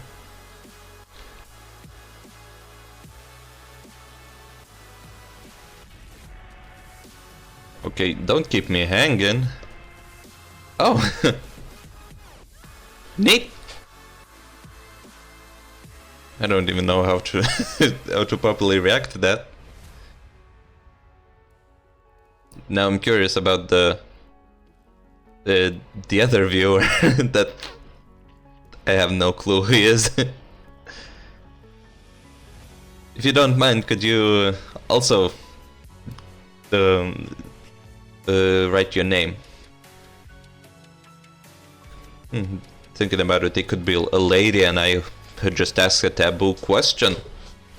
Oh no. Am I gonna get cancelled? Wait,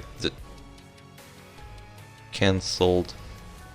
Not much of a loss, gotta say.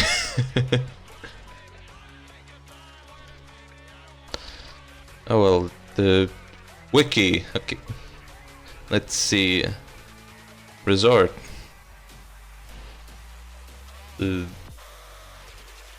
Yeah. Laura Handy. That's a name. That's an unfortunate last name for today's standards. She'd get bullied a lot. Okay, born on July 25, 1980.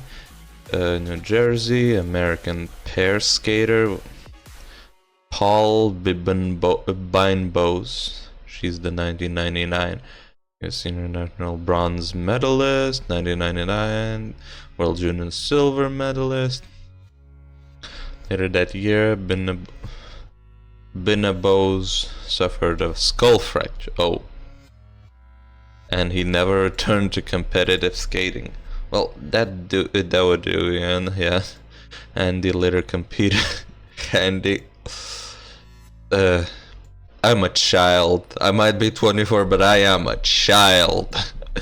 With a Jonathan Hunt and Jeremy Allen. Handy is now a coach. And all that info is doesn't mean anything to me. Handy.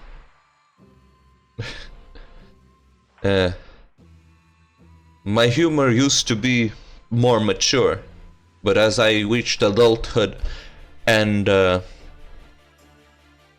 well, matured as a person, my humor has started devolving into child territory once again. Because just because you act mature does not mean you are. And just because you act like a fucking child does not mean that you are not mature. Though I still have a long way to go.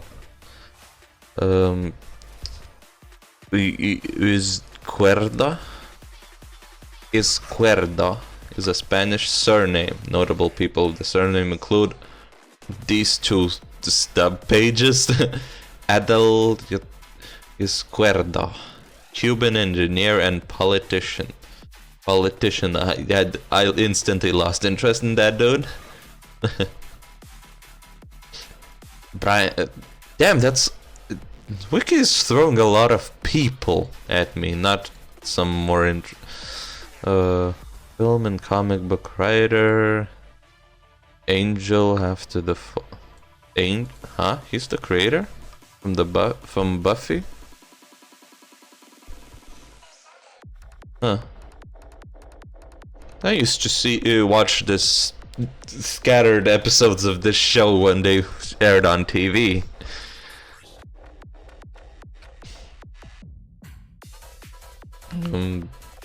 Wait.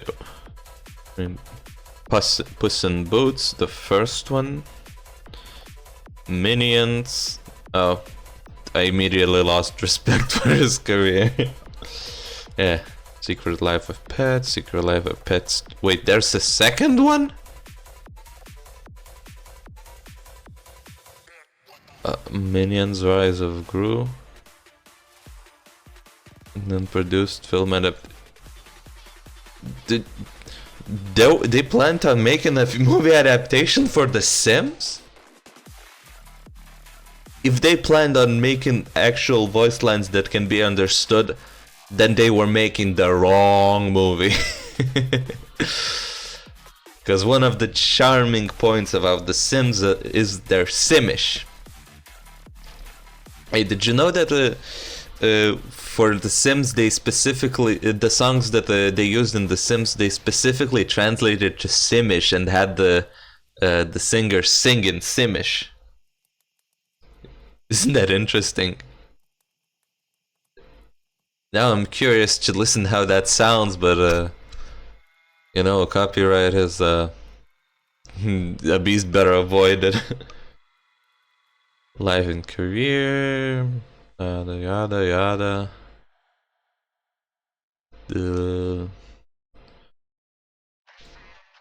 RTS, RST.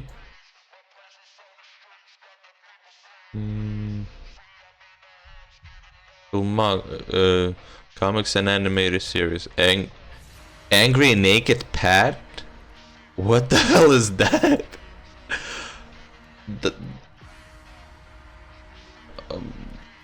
Okay, I'm not gonna look that up. Spider-Man Unlimited. Monkey Man Unleashed.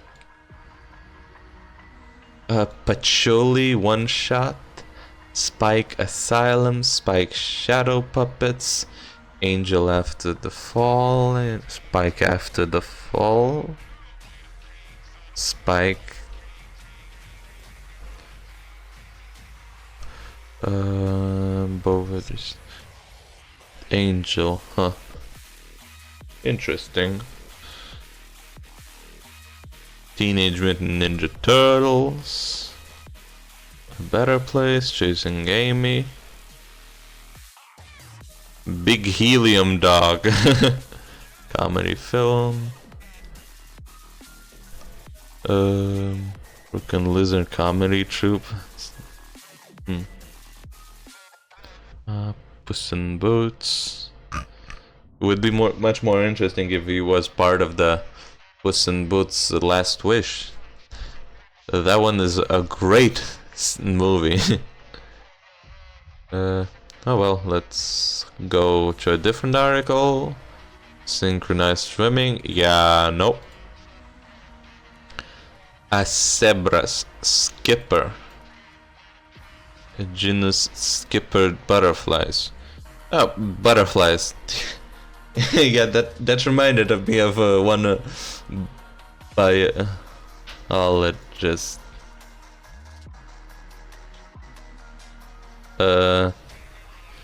yeah, kind of thought that those were bullet holes for a second. Actually, I could probably find them.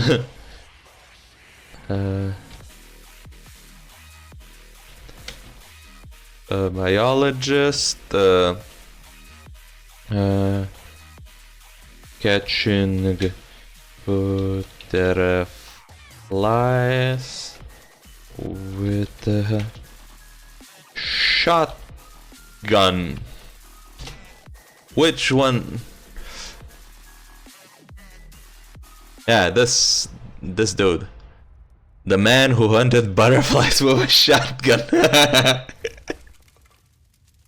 Yeah, I've seen the video about this.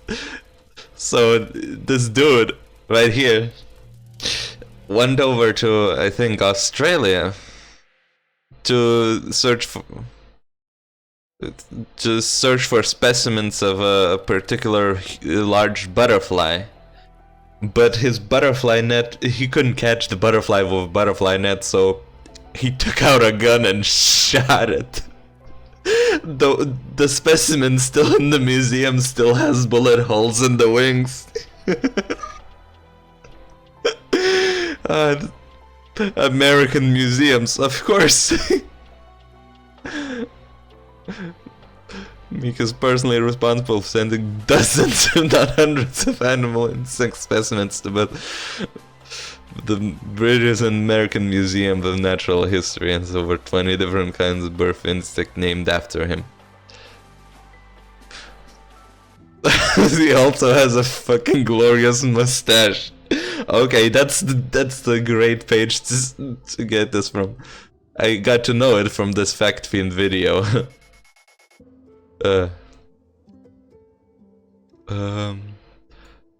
Hated nature enough so they dedicated life to killing it so they can send it to museums for like-minded scientists to rub their balls all over. Oh,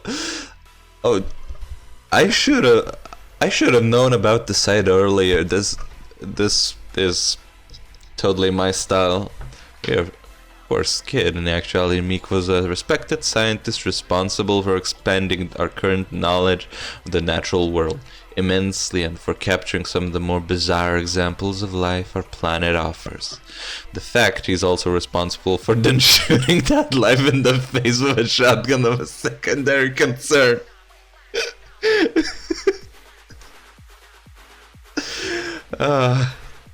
The story would like to tell concerns an expedition Meek went to an island in New Guinea, not Australia, at the turn of the 20th century to discover and then shoot strange new animals and insects.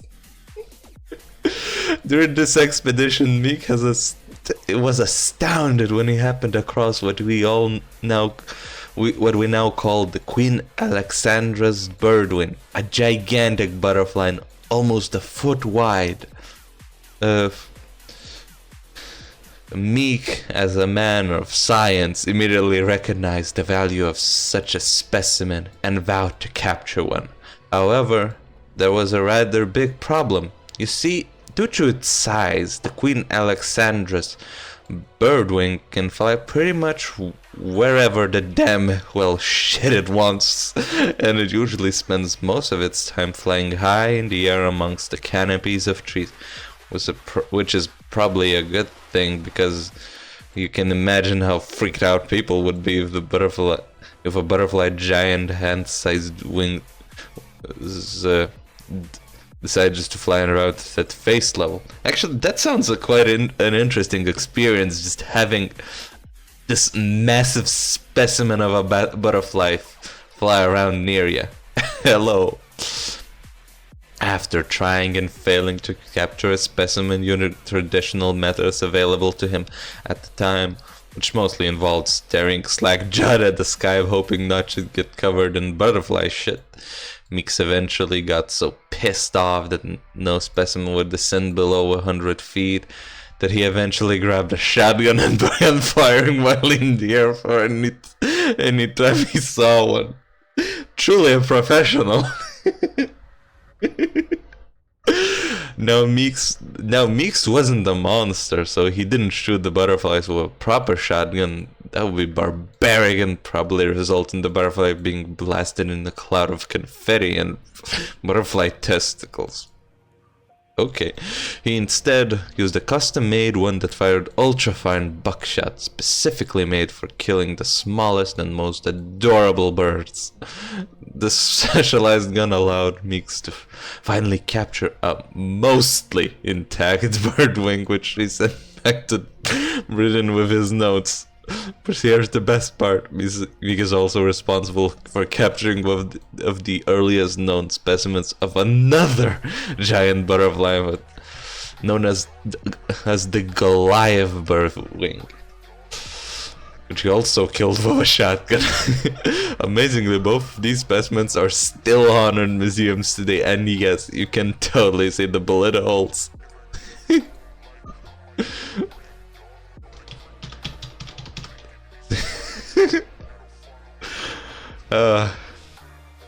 Such a great way of capturing these rare and amazing specimens. If you happen to be feeling sad today, just remember that when a scientist first encountered the biggest butterfly in the world, his reaction was to stare in amazement at its beauty before shooting it with a shotgun.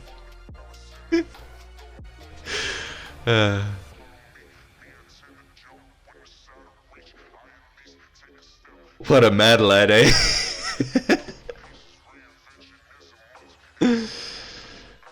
I wonder what the wiki has to say about this particular butterfly. So, Queen Alexandra's birdwing.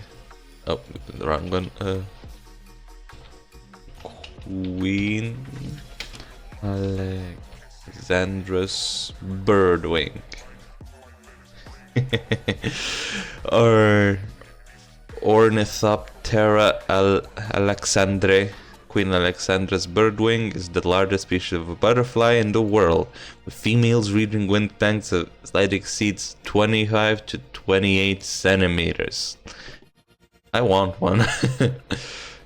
This birdwing is restricted to the forests of Oro Providence in the eastern Papua New Guinea. The species is endangered and one of only 4 insects to be listed at Appendix 1 of CITES. Protection, making commercial and international trade illegal, and other 3 insects are listed butterfly as well. They are Paredes buccellanus, Papillohomerus, Ornithoptera extendri. Achilles chique, plus the subspecies chique gemeli. The species was discovered in 1906 by Albert Stewart Meek, collector employed by Walter Rothschild to collect natural history specimens from New Guinea. In the next year, Rothschild named the species in honor of Alexander of Denmark. Although the first specimen was taken with the aid of a small shotgun, Meek soon discovered the early stages and bred out most of the first specimens. So most authorities now classify the species of genus Ornithoptera. It has formerly been placed in the genus Troides, the now defunct genus Etherptera. In the 2001 Lepidopterist Gilles Inta proposed placing in its own subgenus, which some writers have treated as a genus. He originally proposed the name Zunera, but his junior homonym and his replacement yeah, the most important part is the way it's been collected. Oh. That's quite the interesting fact to know, isn't it?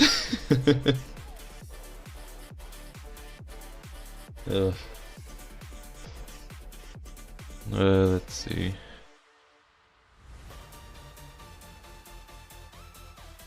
Oh, let's dive once again. Codex Demoni is a Armenian language and yeah, that doesn't seem up my alley. Kvernerparken is a park, Kverner neighborhood of Oslo, Norway. Park was established in that year.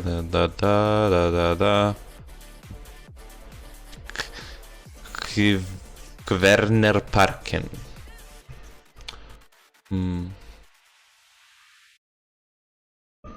Vorstius. Vorstius or Vost is a Dutch and German surname. Notable people of the surname include Elus Evanhardus Vorstius, Dutch physician, botanist, and professor. Conrad Vorstius, German Dutch heterodox remonstrant theologian, theology. Adolf Vorstius, Dutch physician and botanist, son of Elias Everhardus.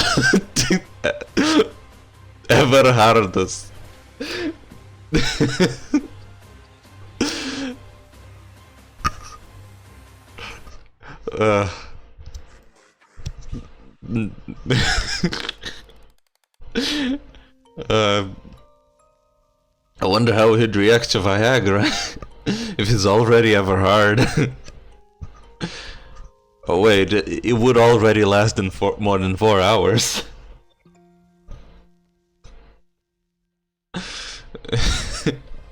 Oh, wait. How come I missed? How did I miss that? That physician, botanist. Are there comments? No.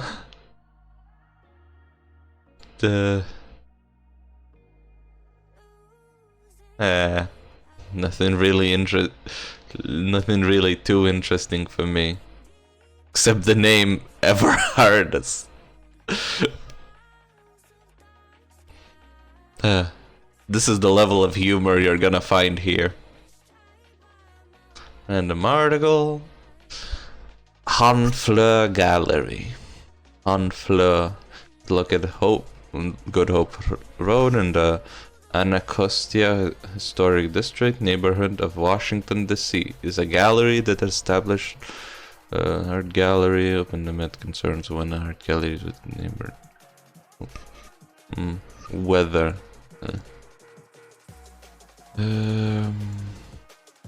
Still divided. Exhibitions. Right, the review of the videos, newspapers, fine arts, art blogs. Yeah. Let's see. In the University of Bayreuth. Bayreuth, Bavaria, in Germany. Is a public research university located in Bayreuth, Germany. It is one of the youngest German universities, body organized in 7 undergraduate and graduate facilities, with each faculty defining its own admission standards for academic programs near autonomy.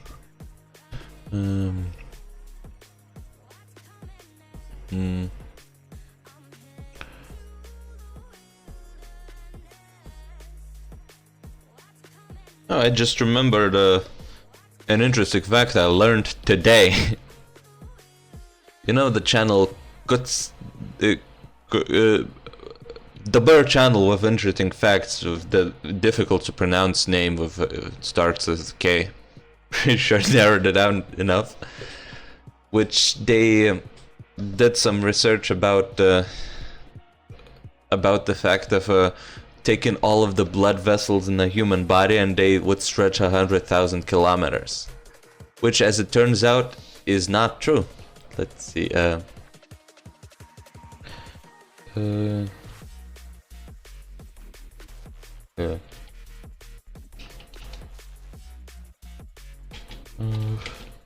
Human blood vessels, commonly known numbers 100,000 kilometers or 60,000 miles, but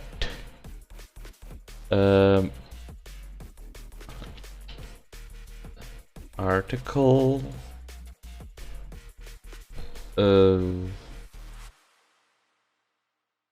yeah, I don't remember how I find articles.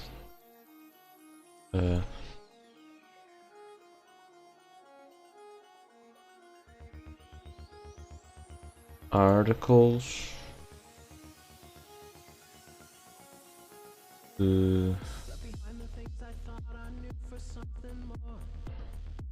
Oh, Google Scholar, that's the one.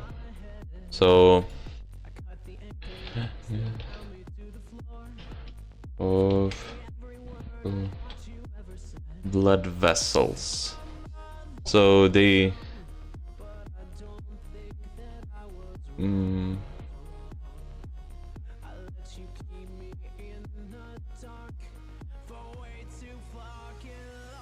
this one maybe? I don't really know which article exactly the Kutsagar team discovered that disproved. Well, spoiler alert, it's not 100,000 kilometers. It's only 9,000 to 1900. Wait, what? No, it's only 9,000 to 19,000 kilometers. So not enough to circle Earth.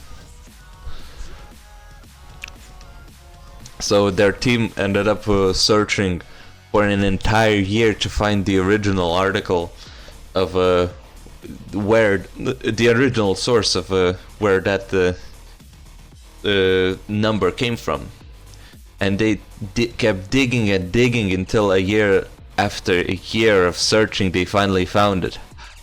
Only for them to see a new scientific article that not only calculated how long all of the capillaries actually are combined. But they also listed the original source within the article. Right around the time that they actually found it. How demoted by how demoralizing is that? So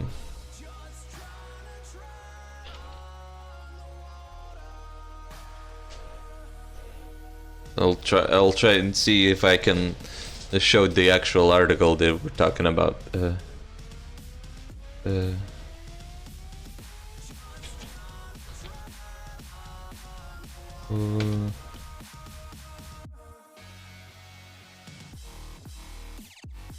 Let's see.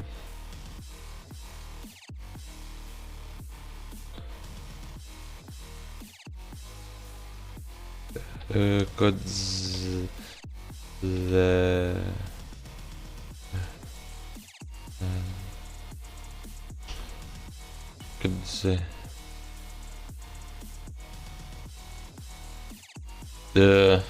you know how that's pronounced? The channel name.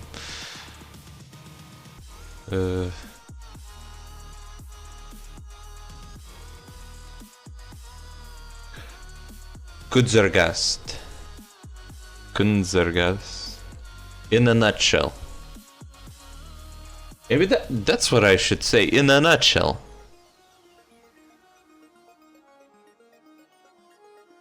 The oldest lie on the internet. Look at this fun fact. Did you know that your blood vessels taken to... Pause. I need the description. Got it.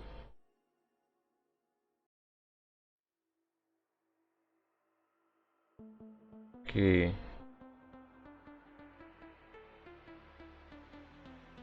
This.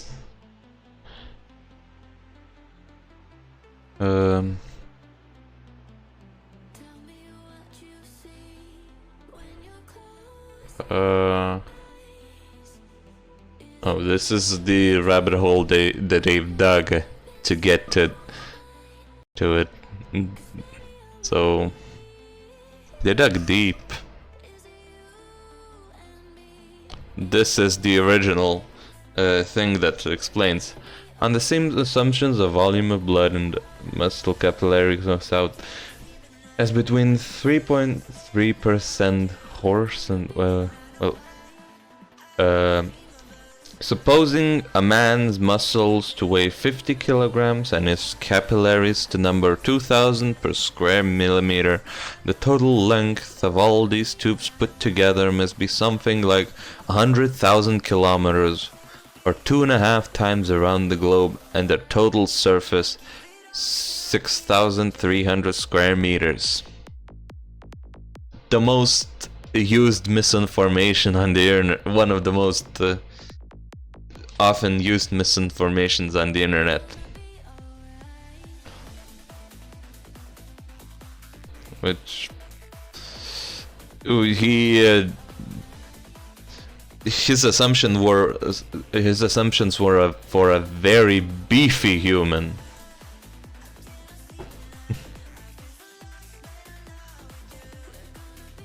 Oh wait, you can see my my cursor.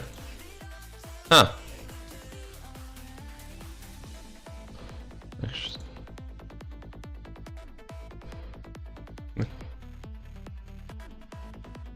Trade stable.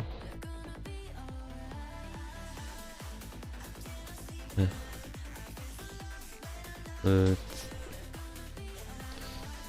this is it. So, I'm gonna just copy this and quickly throw this over here. If you're curious. Yeah, I did not know that the cursor could be seen. I just assumed it couldn't because, well, Twitch blocks out everything that you don't allow to be seen. Which I did not know that didn't include the cursor one while on this while in the browser. Okay. I wonder how long it will take for me to run out of interesting facts. Because one of the reasons why I chose the wiki is just going randomly through the wiki will allow me to jolt my memory for interesting facts that I might regurgitate for stream.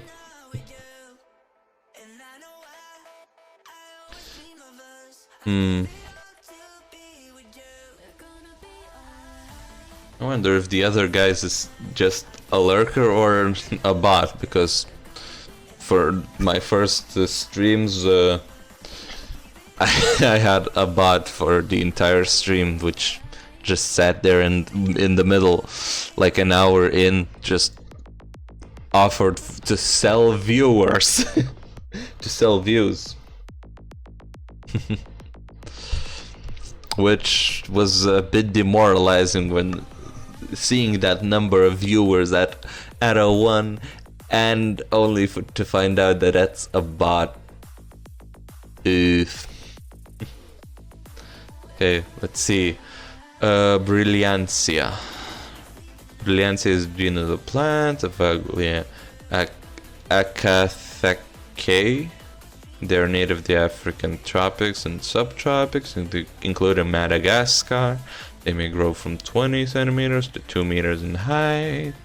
Their hirsute stems are square in cross-section, and their heart-shaped leaves having an opposite arrangement.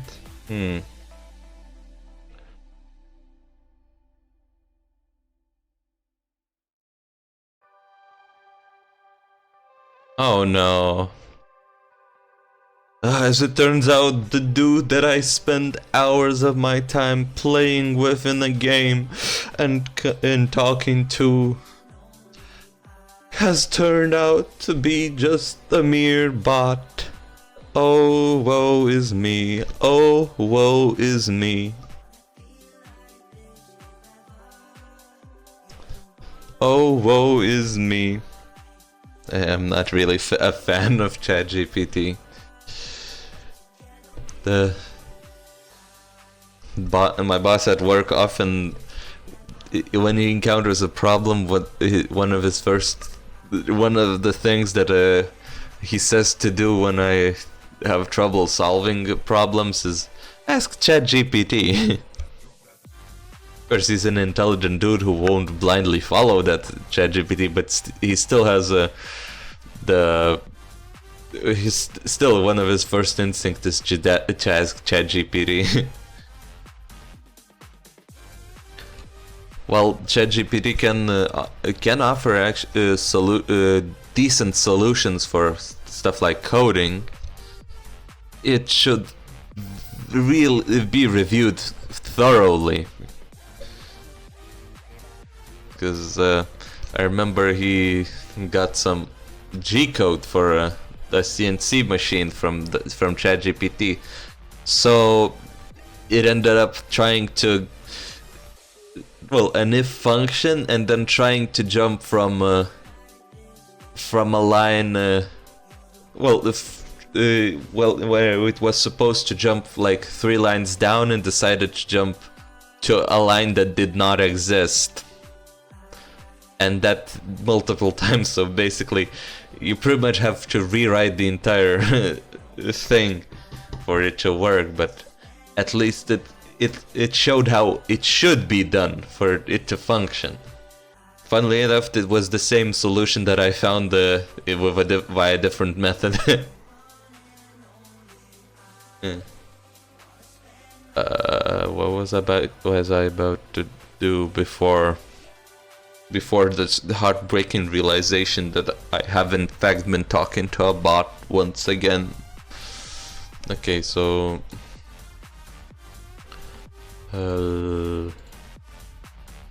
let's see.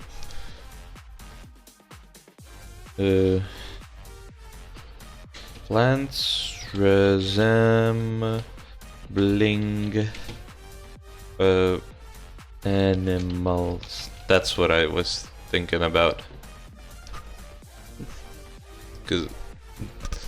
Because this reminded me of a plant that looked like a bird. Okay, that one's a coincidence or not. Dracula Sima, which translates little dragon monkey. Yeah, those do look like monkey faces. Is found in tropical highlands forest, while the center of the flower may be a dead ring of our ancestral cousins. The vampire reference is a shout out to the two long sepals, part of the flower developing bud located at the base of the petals. Oh, these. The fragrance of the flower emits sweeter than its name would imply. When particular species orchid blooms, it gives a scent of ripe oranges. You wouldn't expect this to smell like oranges, would you? Dolphin succulents. Oh, these do look like dolphins from a certain angle, I guess. Oh, this one's interesting. White egret orchids. If you thought egrets were graceful, you'll love the Habenaria radiata or the white egret flower. The delicate fringed flower has petals that spread out like wings in flight, flanked by small green leaves. The resemblance is uncanny. Squint a little bit and you would swear you are looking at a swoop of cranes with mid-flap. Yeah, that is a beautiful that's a beautiful orchid. Yeah, it is orchid. Yeah, I said that and I'm thinking, is this an orchid? Not exactly a flower guy. Parrot flowers. Don't see too much of a resemblance. Bee flowers. That looks like a really fat bee. Like, here's the belly, here's an arm, here's the head. Just like an alien. Yeah. Flying duck orchids. Oh, that one's neat. Head, the beak, neck, dove orchids. That just looks like a massive set of lips to me. Rabbit succulents.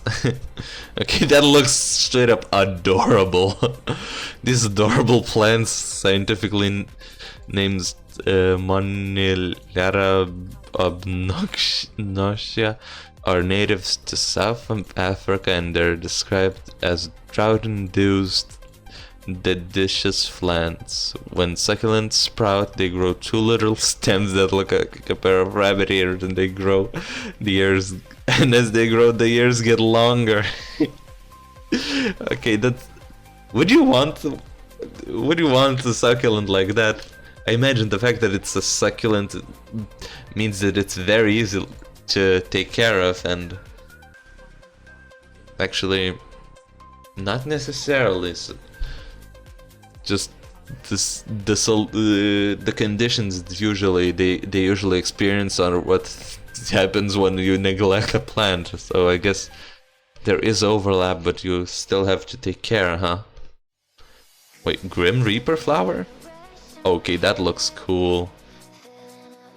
Well, at first this seemed like not as a like eye, nose, and the Reaper skull, but like these are the wings, and this is the beak of some kind of black bird taking flight. But I guess Grim Reaper's just cooler. Hummingbird. Yeah, this is the plant that I was thinking about. Like, it looks straight up like a hummingbird. This was what this inspired in my head. Wait, this. Also known. Oh wait, I haven't read this. For Aristolochia Salvador Platensis, sinister flora features are are key to the plant's survival. The cavernous eye. Wait. The cavernous eyes of the skull and powerful aroma combine to attract insect pollinators. Once drawn in, insects fly through these eyes, which are lined with sticky hairs that help cover them with pollen. Huh. It looks sinister, but it's not a bug-eating plant. Hummingbird flower, also known as the green bird flower. Crotalaria Cunninghami can grow up to 6 feet tall. Many associate Bland's unique flowers with the hummingbird, since they are shaped like one of the small birds in flight. There's even a beak-shaped stem at the flower's base. This plant grows wild throughout the northern half of Australia, according to the Australian Botanic Gardens Park Authority, and usually blooms between January and April. Huh. Hummingbird. Hummingbirds, the smallest of birds. You usually wouldn't expect such a tiny little adorable bird to be aggressive, but they're some of the most aggressive bird species on the planet. Of course, I could be exaggerating this due to my ignorance, but they are aggressive enough for the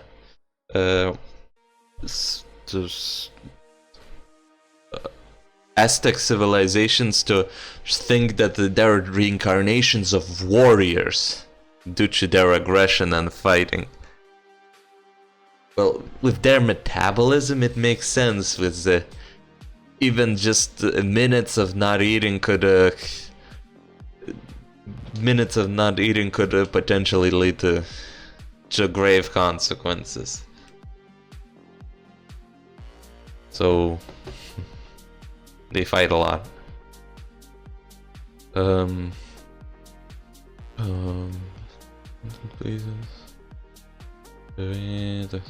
Evolution.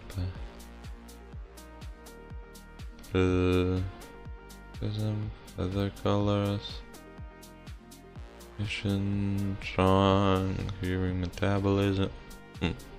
Hummingbirds have the highest metabolism of all vertebrate animals, a necessity to support the rapid beating of their wings during hovering and fast forward flight. During flight and hovering, oxygen consumption per gram of muscle tissue in a hummingbird is about 10 times higher than measured in elite human athletes. Yep, hummingbirds achieve this extraordinary capacity for oxygen consumption by exceptional density and proximity of capillaries and mitochondria in their flight muscles. Hummingbirds are rare among vertebrates in their ability to rapidly make use of ingested sugars to fuel energetically expensive hovering flight, powering up to 100% of their metabolic needs with the sugars they drink. Hummingbird flight muscles have extremely high capacities for oxidizing carbohydrates and fatty acids via hexokinase, cartin and palmitoyl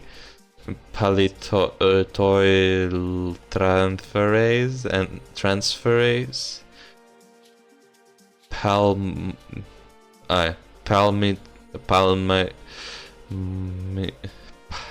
palmitoyltransferase and citrate synthase enzymes, a trait that are the highest known for vertebrate skeletal muscle. Just says rapid wing beats during flight and hovering. Hummingbirds expend the human equivalent of 150,000 calories per day. Imagine having to eat that much food just to survive. An amount estimated to be 10 times the energy consumption by a marathon runner in competition. Oof.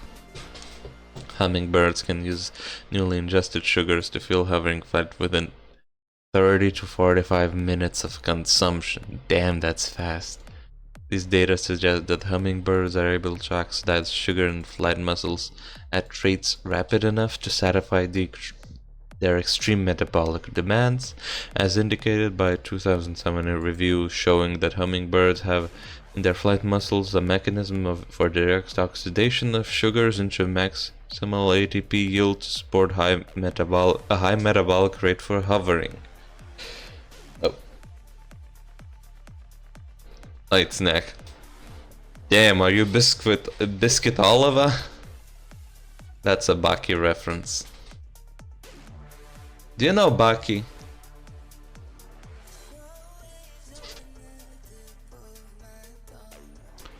Can you move with that kind of snack?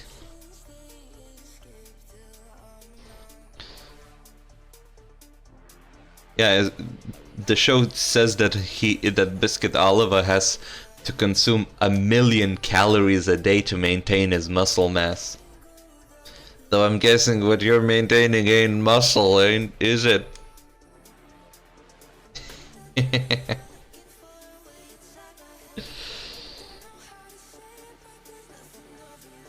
Well, yeah, dude's a monster. Dude trained with helicopters. As in pulling them.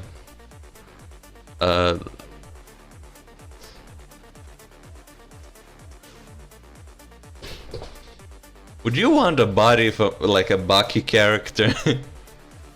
Cause I would not.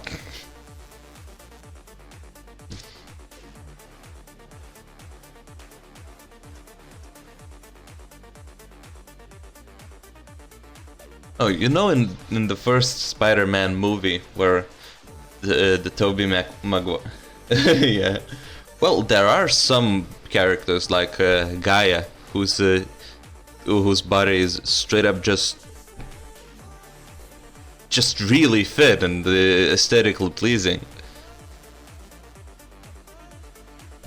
You do know what the Gaia character, right?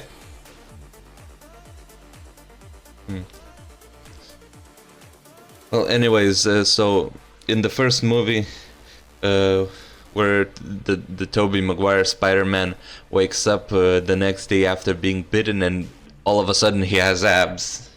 I'll quickly show.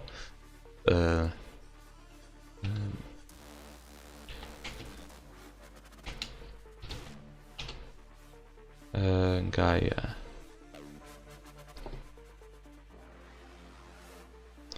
This dude.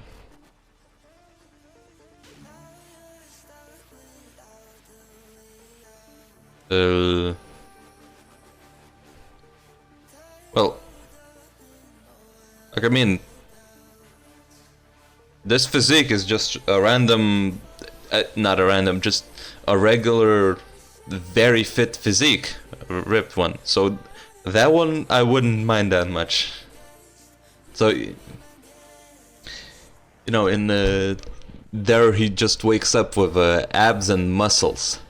So imagining waking up as just going to sleep one day and waking up with a physique of an anime character. Some would be very satisfying for it, some not so much.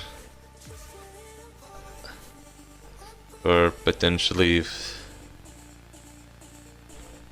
search bar. Where's that? Okay, I don't. When I go to fandom wikis, I usually go through mobile, though I don't know where the search bar is. Okay, so oh well.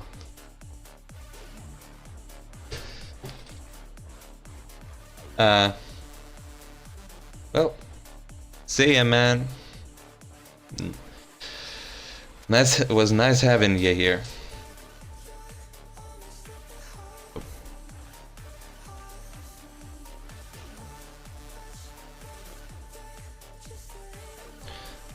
Yeah. It was really nice of you to join me here. Having someone to talk to is talk to while on stream is great. A luxury I couldn't have the first few streams. Okay, so let's see Baki character. Maybe I should have set up a tier list of Baki characters and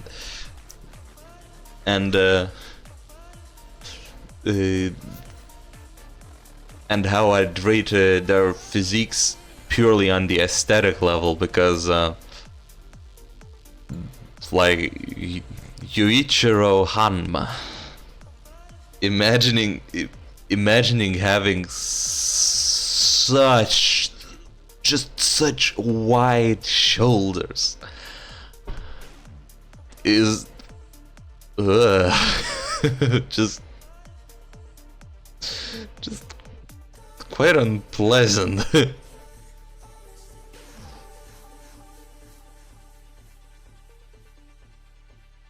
But damn that chin. That's one big chin on the dude. Yeah. Oh well, heat dissipation, kidney function, hemoglobin, adaptation to vision, torps or natural enemies, flight, beats and flight stability, courtship drives, eating. Where's the fighting? Big specializations, perception, sweet nectar, feathers, visual cues, olfaction, and myth of culture. Aztecs were hummingbird talismans, artistic representations of hummingbirds, and fetishes.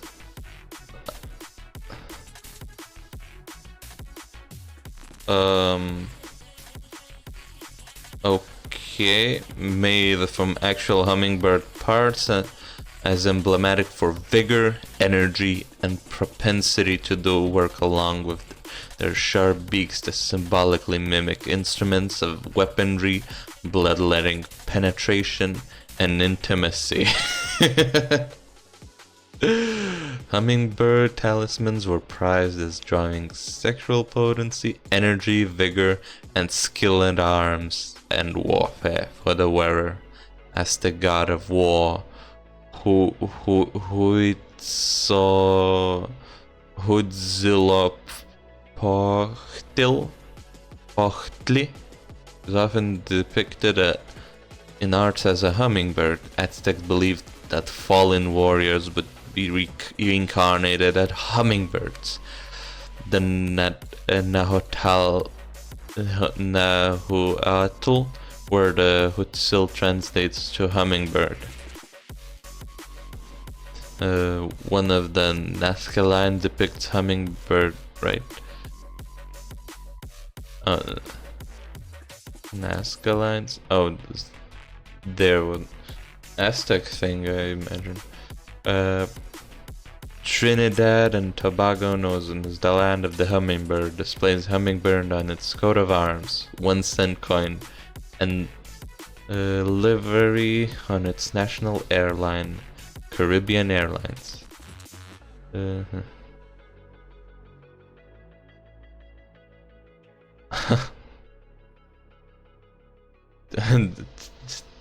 That's an entire nest for a hummingbird. They sleep and oh, damn, that's a beautiful drawing. All different kinds of hummingbirds. Those fluffy legs. Oh, that's the eggs. Oh, I just remembered an interesting strategy for a kind of bird when it comes to laying eggs. They don't build a nest. They merely find a branch which had a branch on the top of it broken off so that the wood grew over it and left an impression. Well, not impression, an indent in which they lay the egg. Maybe I can find it.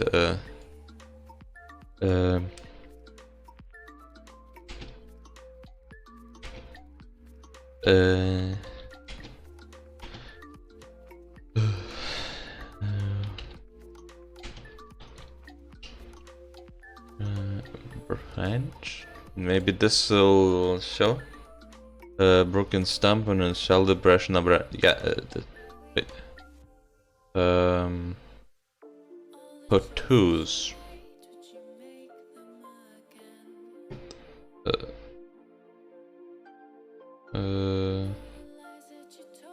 Cavity. Cup. Nope. Platform, saucer, plate, sphere.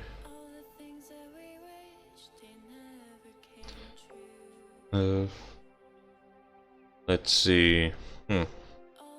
Type scrape is soil and vegetation. Mound, not that. Burrow. Cavity. Cup.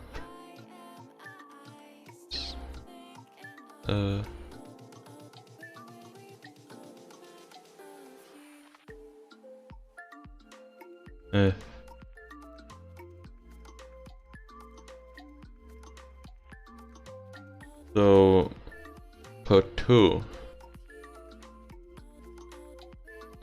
Let's see.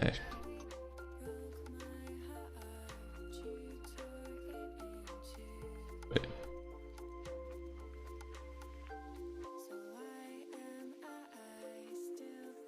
Two. This thing.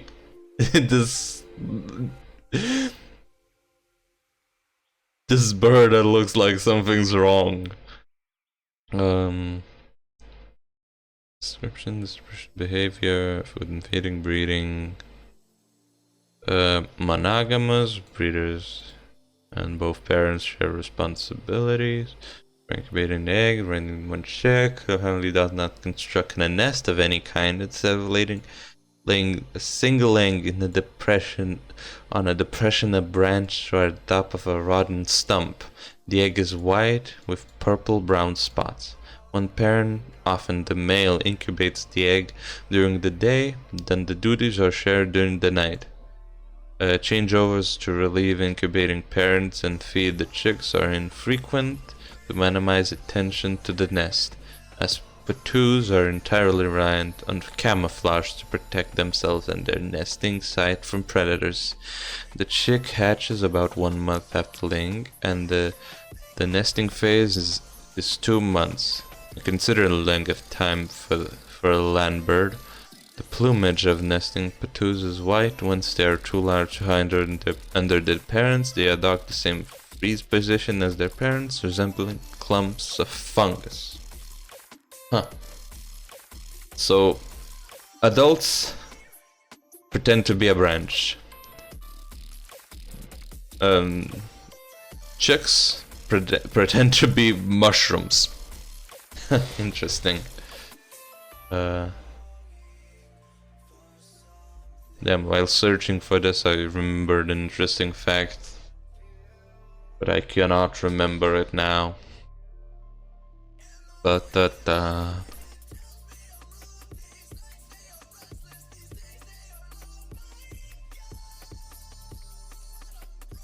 truly a very interesting bird, and the camouflage is really good. Like, if you didn't know there was a bird, you might just miss it very easily.